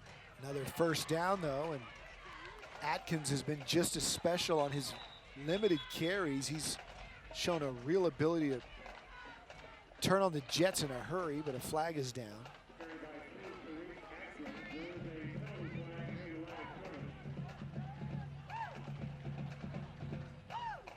Tariq Atkins, also a senior. Illegal block in the back against Veterans Memorial. It'll still be first down as you see our crew. Gerald Green, our official tonight. Many appearances on TNL over the last few years. Yeah, we've had great crews all 3 weeks to start the year, haven't we? No complaints. No instant replay in high school football, and more often than not, they have gotten it right this year. Yeah, and I think what's surprising to me, Don, is it seems like they're more demonstrative with their calls in the games that we see than even that you see at the NFL level, with seemingly referees relying on replay too much. 3:40 to go here in the third. And the ball is caught, but a knee is down as he completed it to Luke Westhook. But his knee touched right there where he caught it. That'll set up second down. 3:25 to play now in the third quarter. That is flying by here at Rutledge Stadium. Yeah, and Coach was telling us that Luke is really one of those guys that provides a lot of stability outside. His knowledge of the offense is pretty much second to none on this team. Man in motion. They hand it to him, and across the 30 and another big collision.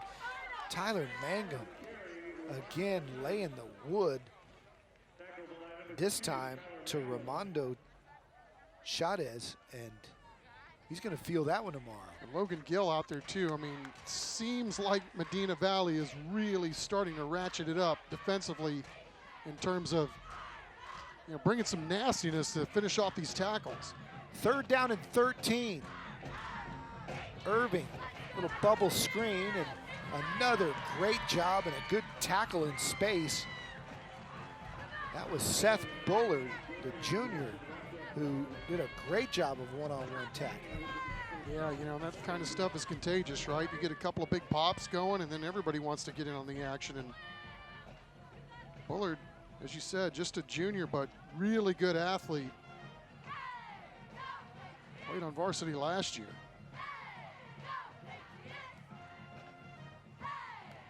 So it's 4th and 12, and whistles are heard, and it may be 4th and longer than that now.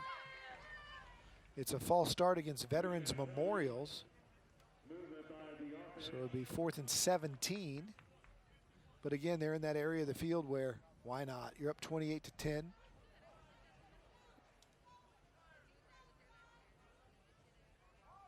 And you got a young man named J.C. Solitaire who's really very capable of getting you 17 in a heartbeat. And the way that Irving has thrown the football here in this third quarter, if you're Richard Mendoza, you're starting to trust the sophomore a little more and more with every play.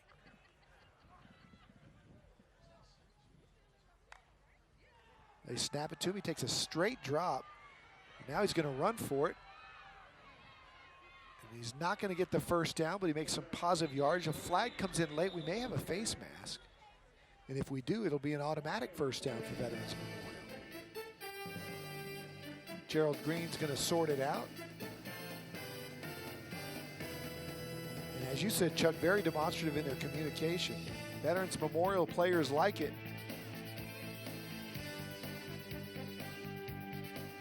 And here's the call. Personal foul face mask against Medina Valley. It's a 15-yard penalty and an automatic first down, so we'll keep it here.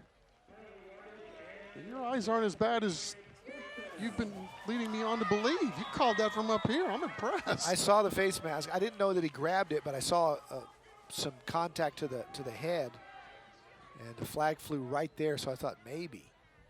Didn't really see it. It's a Mammoth Contracting first down for C.J. Irving, up 28-10.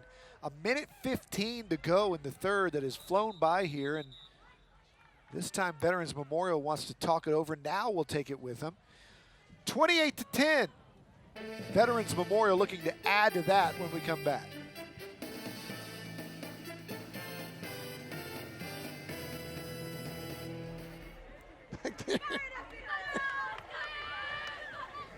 Welcome back. It's the Plumbing Today Band Cam. People having fun out here at Rutledge Stadium, getting a groove on.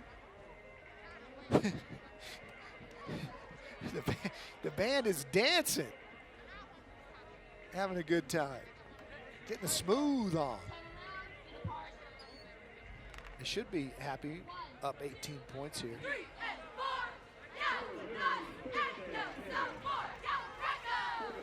Coach Crisp still into it. His team's still in it. Got to have a stop on this drive. Veterans Memorial doing a great job of eroding clock on this drive.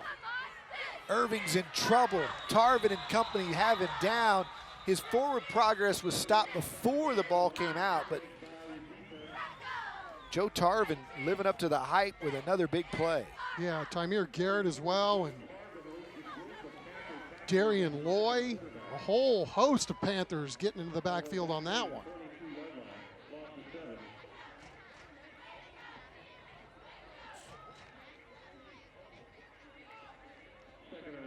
Huge play on first down right there by the Medina Valley Panthers to get Veterans Memorial behind the sticks.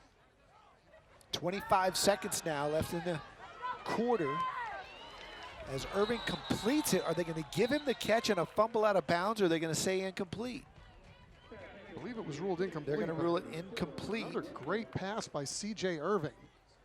15-play drive as Veterans Memorial has just gobbled up the clock here in the third quarter.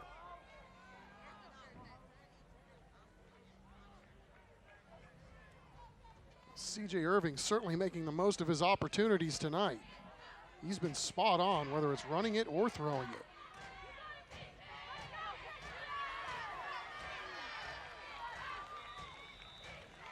That ball. It's a good run. Sammy Stevenson in his first carry of the game. And he had one carry coming into this ball game. Nice run there as we go to break. And I think Veterans Memorial accomplished their goal so far, just running that clock up by 18 points. The fourth quarter is straight ahead here on Taco Cabana Thursday Night Lights, presented by Thomas J. Henry.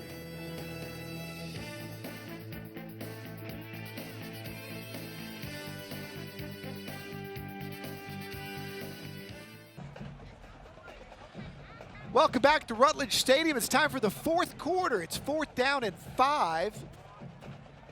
And I believe Veterans Memorial is going to run out Cameron Caldwell to try what looks to be about a 26, 27-yard field goal. Had some struggles early in the game with extra points that were blocked, but the last few have looked good, and his kickoffs have been amazing. So this will be to try to make it 31-10. Snap and hold is good. It's curving, and it's good. Cameron Caldwell with a nice kick, 27-yard field goal to make it 31-10. And Veterans Memorial adds to their total. Yeah, again, Don, I mean, we're still in the preseason here, so, you know, maybe you're thinking of going for it if you're playing in a league game, but, you know, at some point, you're going to need your kicker, and you're going to have to work on snapping, holding, and getting the ball down, and then getting a kicker to get some action on some of these field goals. So a win-win for Veterans Memorial as they convert that 3 points.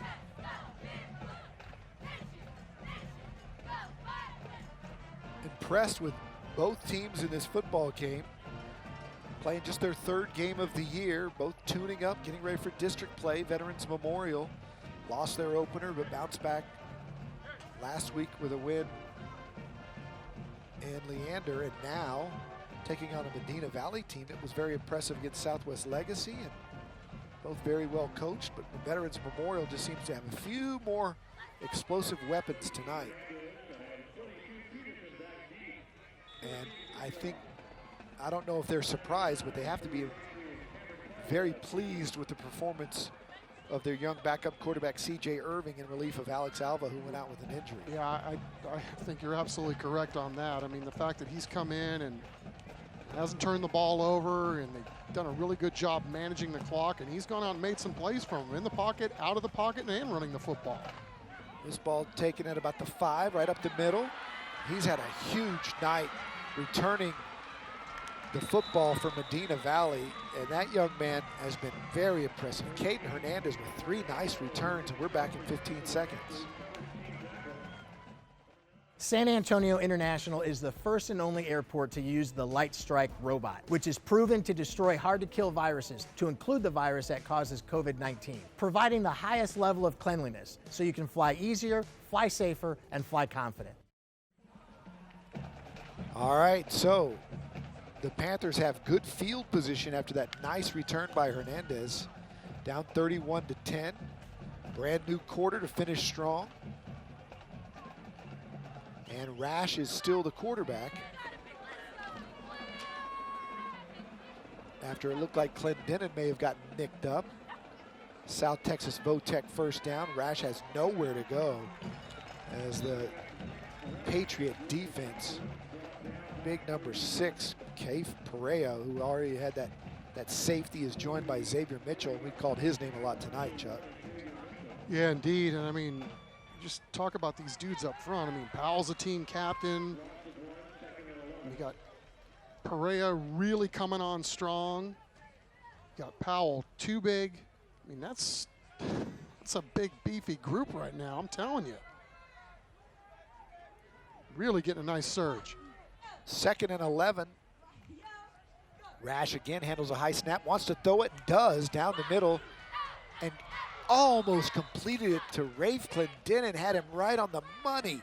Rafe's had a big night, but just couldn't hang on to that one. Really nice ball by Rash, too. Right down the sideline, hit his guy in stride, and, you know, that's kind of been what's gone on in this football game. They've had the plays, they've had the right play calls, they've had chances to hit some home runs on some plays. They just haven't quite been able to connect on some of these opportunities. And here's a Beluga Air player profile, a big number 65, Jared Lockey. Plays football and baseball, first team all-district on the offensive line, and look at his GPA was almost a 5.0. How do you get a 4.76? How do you get a 4 point anything? I think you can get like a 4.2, you know, when you take those AP classes. 4.7? Are you kidding me? We'll take it. They're going to take a break, and we'll take it with them. We'll be back. 31-10 Veterans Memorial.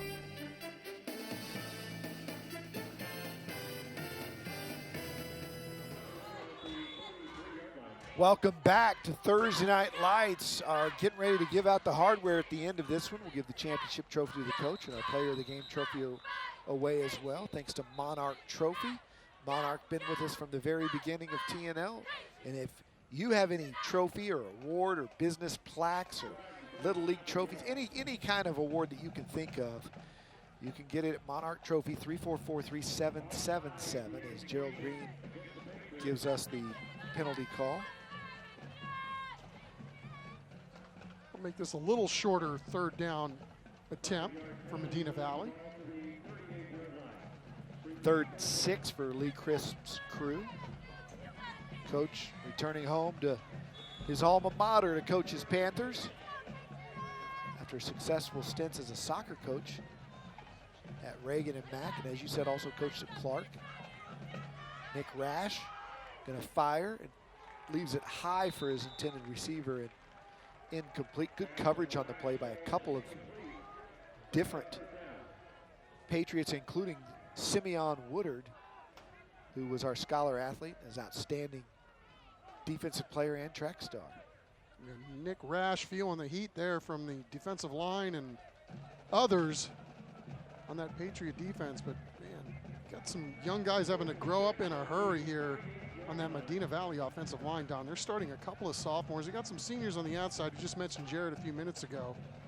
But, you know, these games are all big in terms of getting some experience for these young guys up front. Bobby Peterson in motion, may have jumped early. The flag flies and Rash is out of bounds, goes down hard, and another flag flies in. I don't know if they called the procedure on Peterson, who turned up early. They called a late hit on Rash going out of bounds, and they may have called a hold. We may have to do a load of laundry here.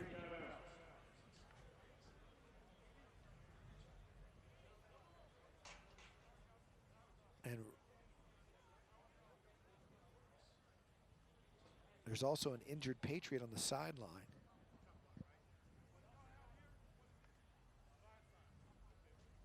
Gerald Green's got a lot to sort out here.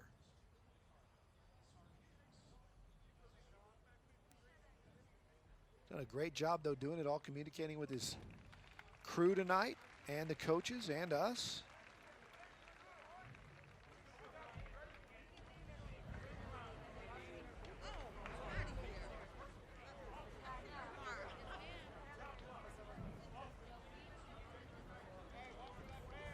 All right, so they declined the personal foul, one of them on the offense, and a chop block in there late.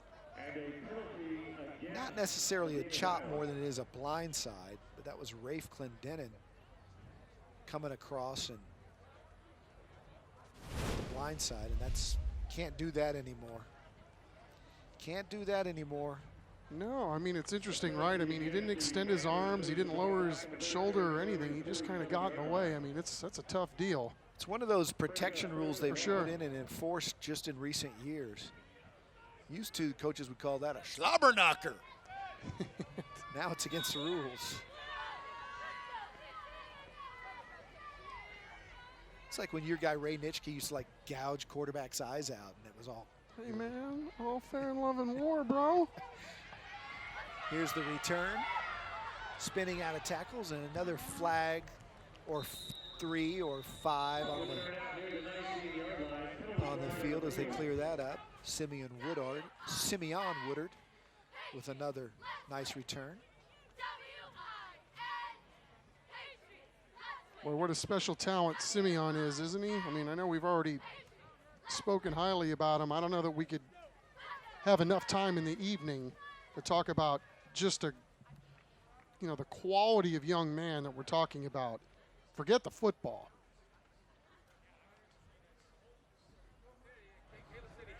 Holding on Veterans Memorial, and it'll be a first down when we come back. Veterans Memorial up 31-10.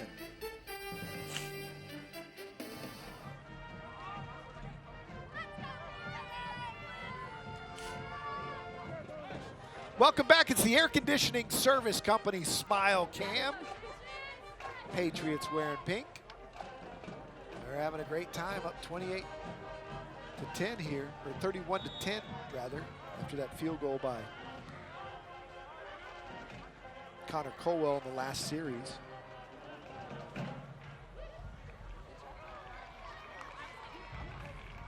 It's a South Texas Votech first down, and off to the races goes J.C.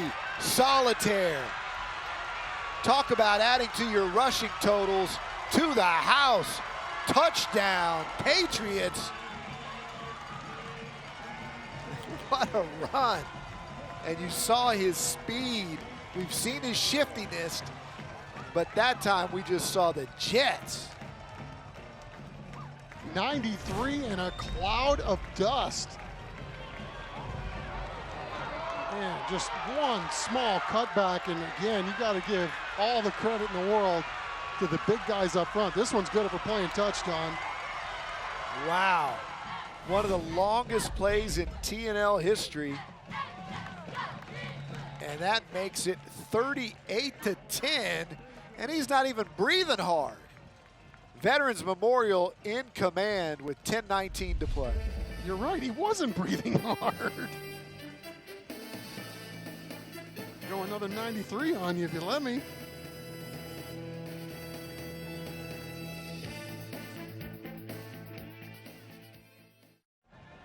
You're right, Chuck. Not even breathing hard. J.C. Solitaire, 26 carries, 199 yards, and 94 of them on that touchdown run. 3 touchdowns, just a yard short of the all-time TNL record set by Chris Johnson in 2009 for East Central, who we'll see tomorrow night.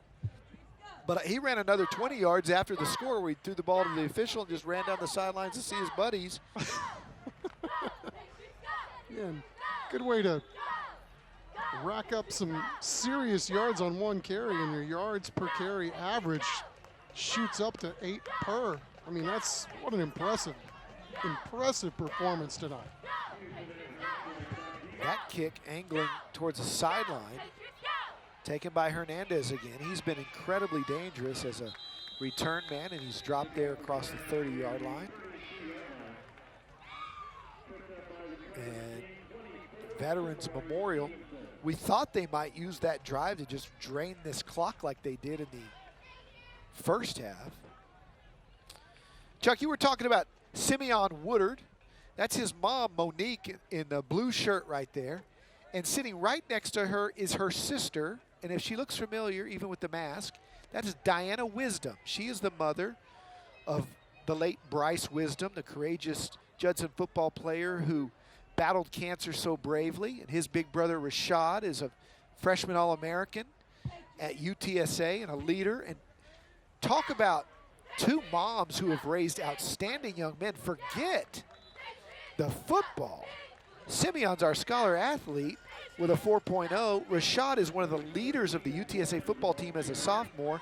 Bryce put up the most courageous fight I've ever seen against cancer with his incredible courage. And she's got an older son, Sean, too, that did the eulogy at Bryce's funeral that was unbelievable. So, wow, hats off to a couple of moms, huh?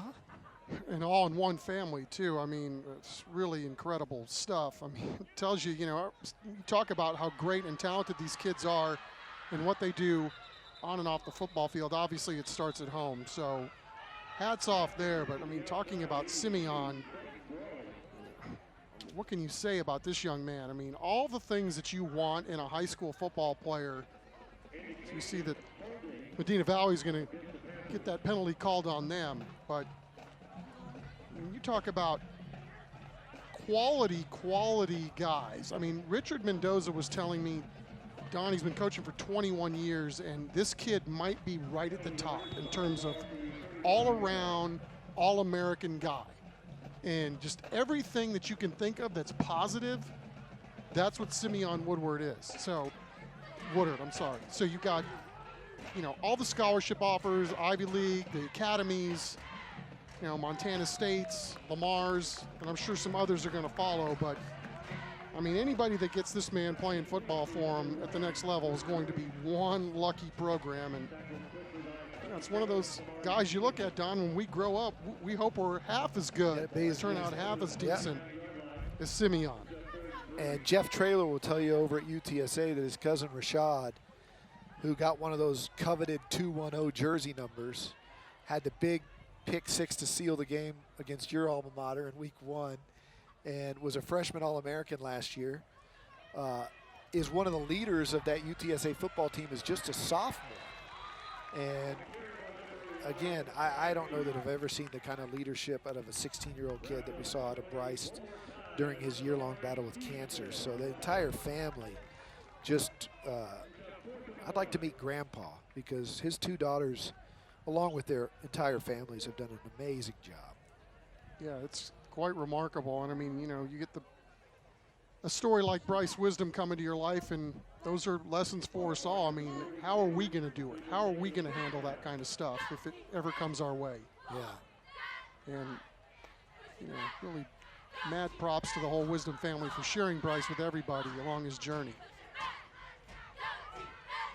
Well, he's proud of his cousin Simeon tonight, and Veterans Memorial Patriots, as we have a timeout called on the field.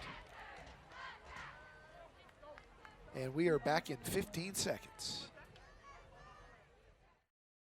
San Antonio International is the first and only airport to use the Light Strike robot, which is proven to destroy hard-to-kill viruses, to include the virus that causes COVID-19, providing the highest level of cleanliness so you can fly easier, fly safer, and fly confident.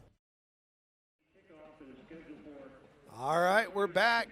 Coach Lee Crisp on the short end tonight, but his Medina Valley Panthers, we've seen the kind of fight that they can put up, and folks in their district are going to get a battle week in and week out from Nick Rash and Joe Tarvin and this Medina Valley squad. They're physical. Yeah, they're working on some things tonight, too, and we talked about the youth of both of these squads. So, I mean, you're going to have nights like this where you're trying to develop guys and implement your system.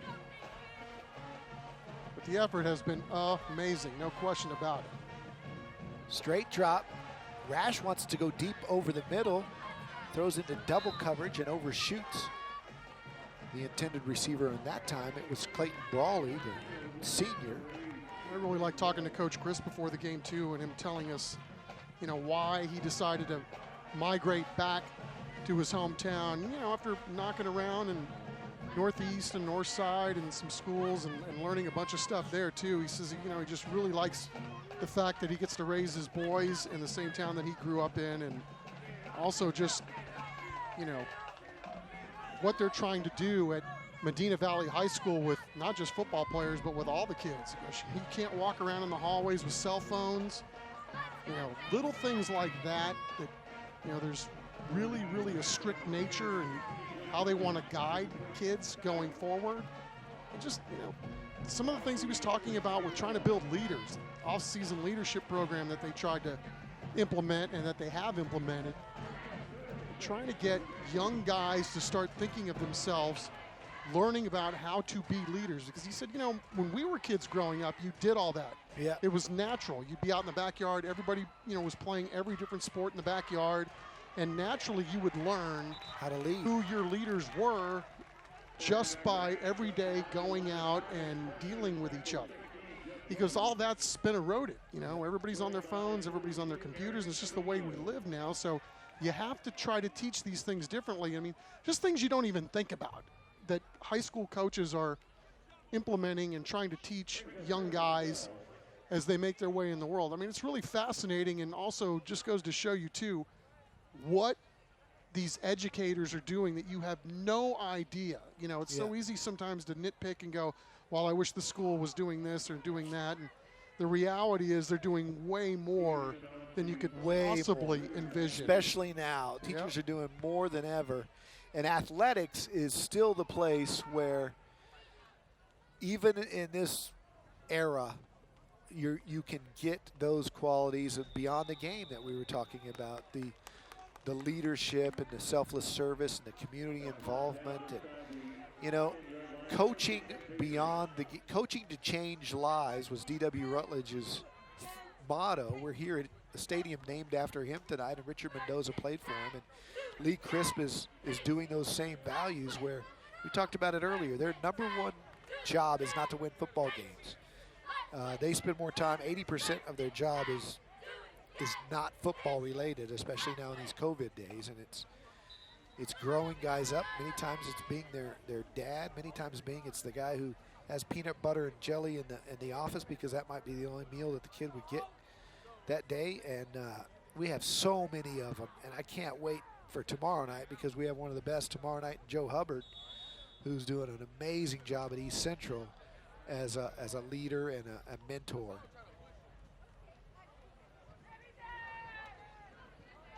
Ball's handed out across the 11-yard line.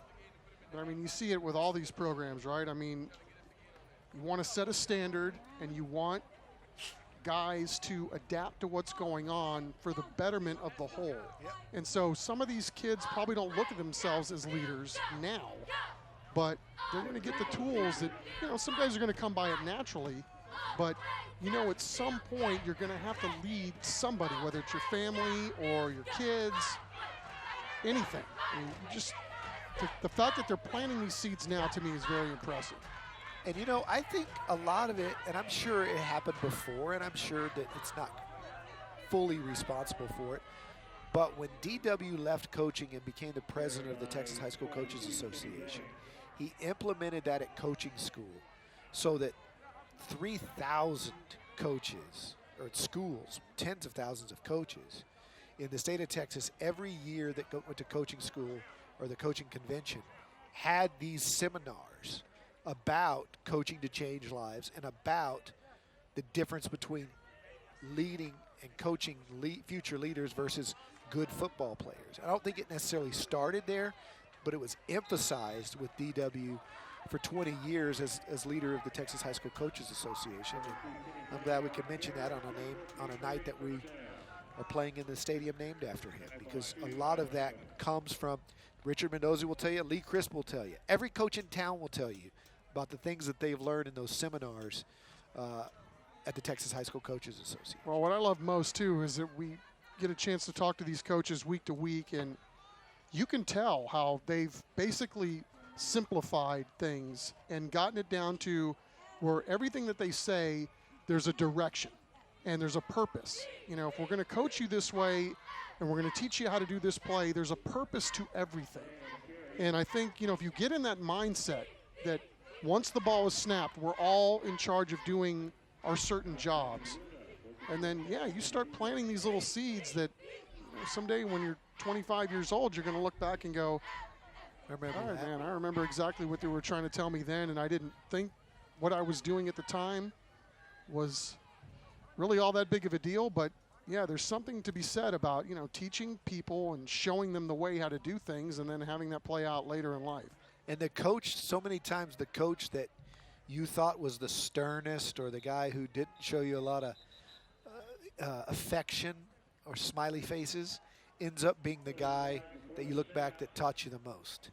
And you're thankful. See that with Coach Landry and all the guys that played, guys like Hollywood Henderson and guys that played for Coach Landry who didn't necessarily like him when they played for him, but look back and say, man, he really changed my life by the way he did that. Chuck, we've only got 3:12 left in this football game, and you know what that means. We're running out of time for the musings of the uniform czar. I would let it go. I would let it go. If there was ever a time to do it, it is now, my friend. No, let me tell you why. We have had this discussion with Brian Watts in the booth, and I'm going to say this without hyperbole. This might be the greatest uniform game in the history of the uniform czar on TNL. Medina Valley and Veterans Memorial have gotten it right. There is nothing I don't like about the Medina Valley uniform. The black matte helmet with the gold, shiny gold MV.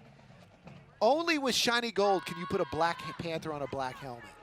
Shiny orange, I mean. Everything is perfect about this uniform. Oklahoma State, pay attention. You're orange and black. Do Medina Valley. And Veterans Memorial, they've got that classic stripe down the side of the pant. The only thing I don't like about theirs is the uniform is the numeral font. You know, I like classic block numbers. But they've taken the Patriot logo and made it their own. On the helmet, it's simple. And they've got the red, the blue, and the white combo going. They can wear blue pants with blue shirt. They can wear red pants with a red shirt. Tonight they're doing the white pant and the red shirt. It's all American. Both of these programs, man, uniforms are 2 thumbs ups. Well said. I don't know if I would say with greatest uniforms ever, but combo. Okay. Combo. The 2 combined. Okay. The 2 combined, yeah. Because we've had great uniforms and you play a team that's got a horrible one. But Medina Valley, look at that. I don't think we've seen a bad uniform. I can't remember the last time we saw a really horrible uniform, though. Well, there's some bad color combinations around. I don't want to sell anybody out, but that black matte helmet, wow. Okay, time for our collision of the game, brought to you by JD Collision Express. And check out the wood being laid by Medina Valley. Early in the game, Seth Bullard with the punishing blow. And that is our JD Collision Express collision of the game. That'll make you sore tomorrow. Yeah, big stick goes boom. 4th down and 3 in the football game. Veterans Memorial in control.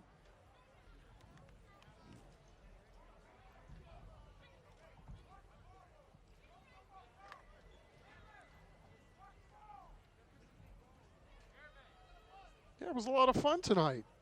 I like knowing that we were going to see a lot of kids that were, playing in their 3rd varsity game, and the youth of both of these teams. And you knew, again, that this was going to be a growing up game for both of these teams and used for different reasons. A little fake on 4th and 3, a little horse collar, and it's going to give them a new set of downs. I don't think they were going to get to the stick, but the penalty will be a personal foul and an automatic 1st down. And Veterans Memorial will be able to run out the last 125 here. Quite simply. Yeah, the refs have been really good tonight and on everything.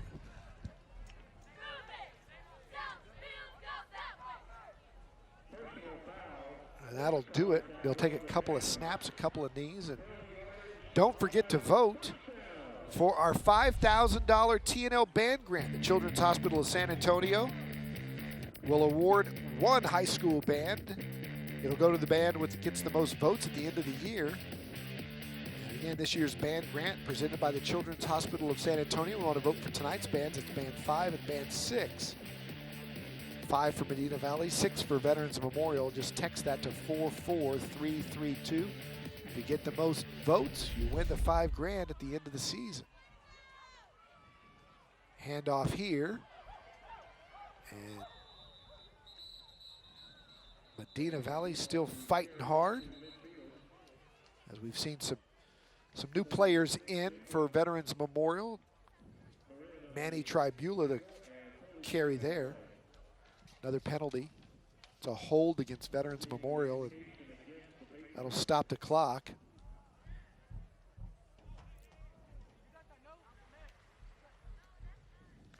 And we have time for our Bargain Warehouse Outlet play of the night. What else? 94. J.C. Solitaire. Just part of his incredible night here in the Veterans Memorial win. I apologize because I said it was only 93, but it goes back to my math skills, which have always been inadequate, but only as good as our gifts, Don Harris. That's right. You went to Madison, I went to Churchill. Northeast Independent School District will never claim us as mathematicians. No, that is correct. Another delay of game penalty this time on Veterans Memorial. So you'd think they want to get out of here with a 38-10 win, but they keep stopping the clock. Just a little more TV time. Nothing wrong with that. We're not going anywhere for another 15 minutes. Patriot Nation pretty happy, and now they'll take a knee. Will the quarterback C.J. Irving, the young sophomore, came in and did a great job after Alex Alva went down. And he's got a lot of weapons around him, both offensively and defensively. Big guys up front, speed on the outside. If it wasn't Solitaire, it was Adkins and Woodard and the rest. Very impressive performance here by Veterans Memorial.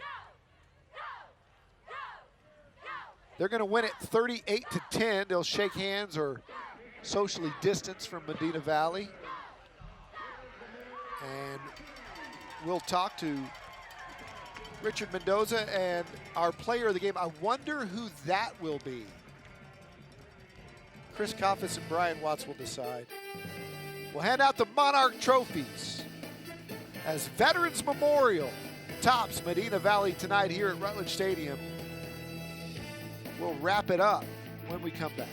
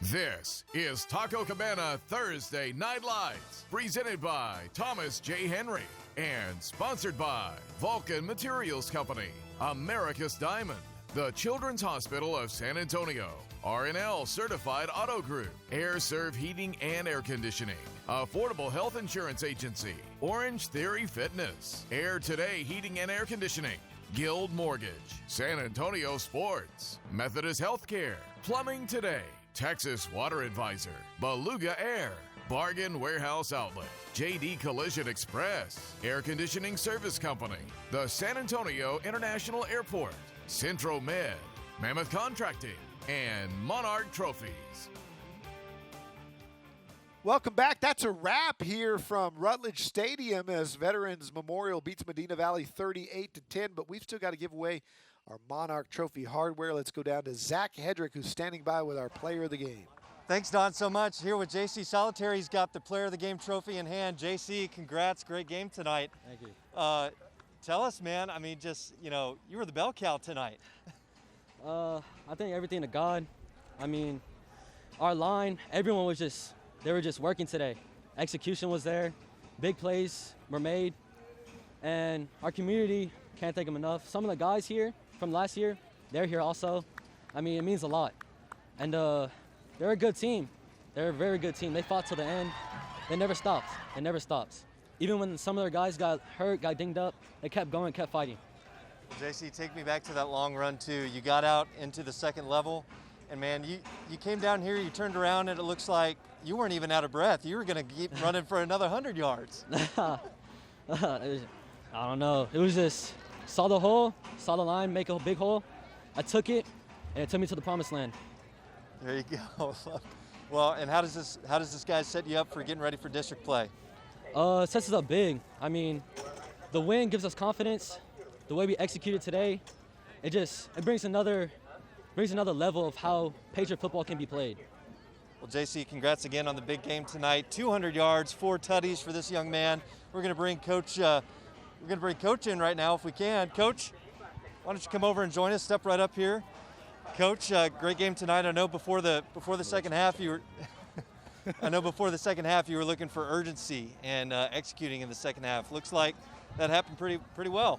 Well, you know, the kids just play one play at a time, you know, and there were some good things that are going to happen to us, and there's going to be some tough things that happen to us. Really proud of the way our kids responded in tough spots. Shows a lot of leadership on JC and some of our offensive linemen, Omari Wingate and Mason Stewart, really showing a lot of leadership. Our defense really came through in the second half and played a little bit better, and we're really excited about what happened in the second half there for us. Well, and it looks like you got some ball carriers in the backfield, whether, you know, it's your tailbacks or your quarterbacks, you got some runners. Well, you know, we're fortunate to have a lot of good athletes, but they're great kids. They just come to work every day, and they get a little better, and they compete against each other. Whether that's in the backfield or up front, you know, it's all about competing and earning everything every day together as a group, and that's what we want to do. Well, Coach, we didn't forget you as well. We got some hardware for you as well, so you can hand that out to your team. Thank you, guys. Thanks so much for joining us, guys. Good luck the rest of the season. Guys, back up to y'all. Thank you for the opportunity. Thank you, guys. Chip off the old block there with player and coach saying all the right things, giving credit to not only his teammates but his opponents as well. Good stuff. We'll wrap it up when we come back. Veterans Memorial beats Medina Valley tonight 38-10, and they're fired up about it. Patriot Nation.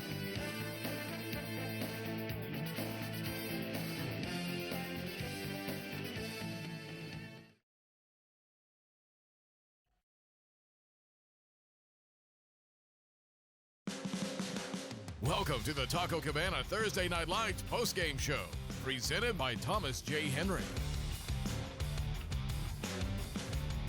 Welcome back to Converse, Texas. I believe that's Randolph Air Force Base in the distance. It is time for our AHIA highlights. There were a lot of them tonight, especially from the Veterans Memorial Patriots, down 3-0. They went ahead with guess who? JC Solitaire. Made it 6-3. They went up 8-3 when they get the sack on Sam Clendenin in the end zone. Nice little jet sweep. Dorian Wilson with the touchdown there. And they just kept on coming. Right before the half, Solitaire scored again. Nick Rash scored on a sneak before halftime. But in the second half, it was all J.C. Solitaire. 94 on this one. Second longest play in TNL history, or run in TNL history. We had a 99-yard pass from Sam Houston one year. And the numbers very telling, Chuck. 375 on the ground, 422 total. You know, we talked about Solitaire all night, and for good reason. Obviously, he had a heck of a ball game, but, man, can't say enough about the job C.J. Irving did at quarterback, right? I mean, young guy, sophomore, comes in, totally looked the part, and really He may not have been the MVP of this ballgame, but he certainly was the glue guy tonight for Veterans Memorial on offense. And they got some talent, man. Omari Wingate, just a junior, number 59, really impressed with him. He even got some snaps on D-line tonight. So this Veterans Memorial team better look out. When these young guys grow up, they're going to be a handful. They might be already. We're back at it tomorrow night. TNL, the Friday edition with Steele and East Central. So join us then for Chuck McIntyre, Mark Kusenberger, Zach Hedrick, Brian Watts in the truck, along with the great Chris Kotfas, who puts this all together. Our assistant producer, Rick Zamora, replay Ryan Carter, Patrick West on graphics, Jim Cottle on video, the Red Hat with Steve Foodie, and how about our camera guys? Arthur and Sean and Eric and Rick and Truman, the bug operator, Isaac, Randy Watts driving the big truck, and Oscar Zamora on the sad truck, and takes a cast of thousands to put TNL on the air. We're doing it again tomorrow night. Veterans Memorial wins it tonight. We'll see you tomorrow from East Central.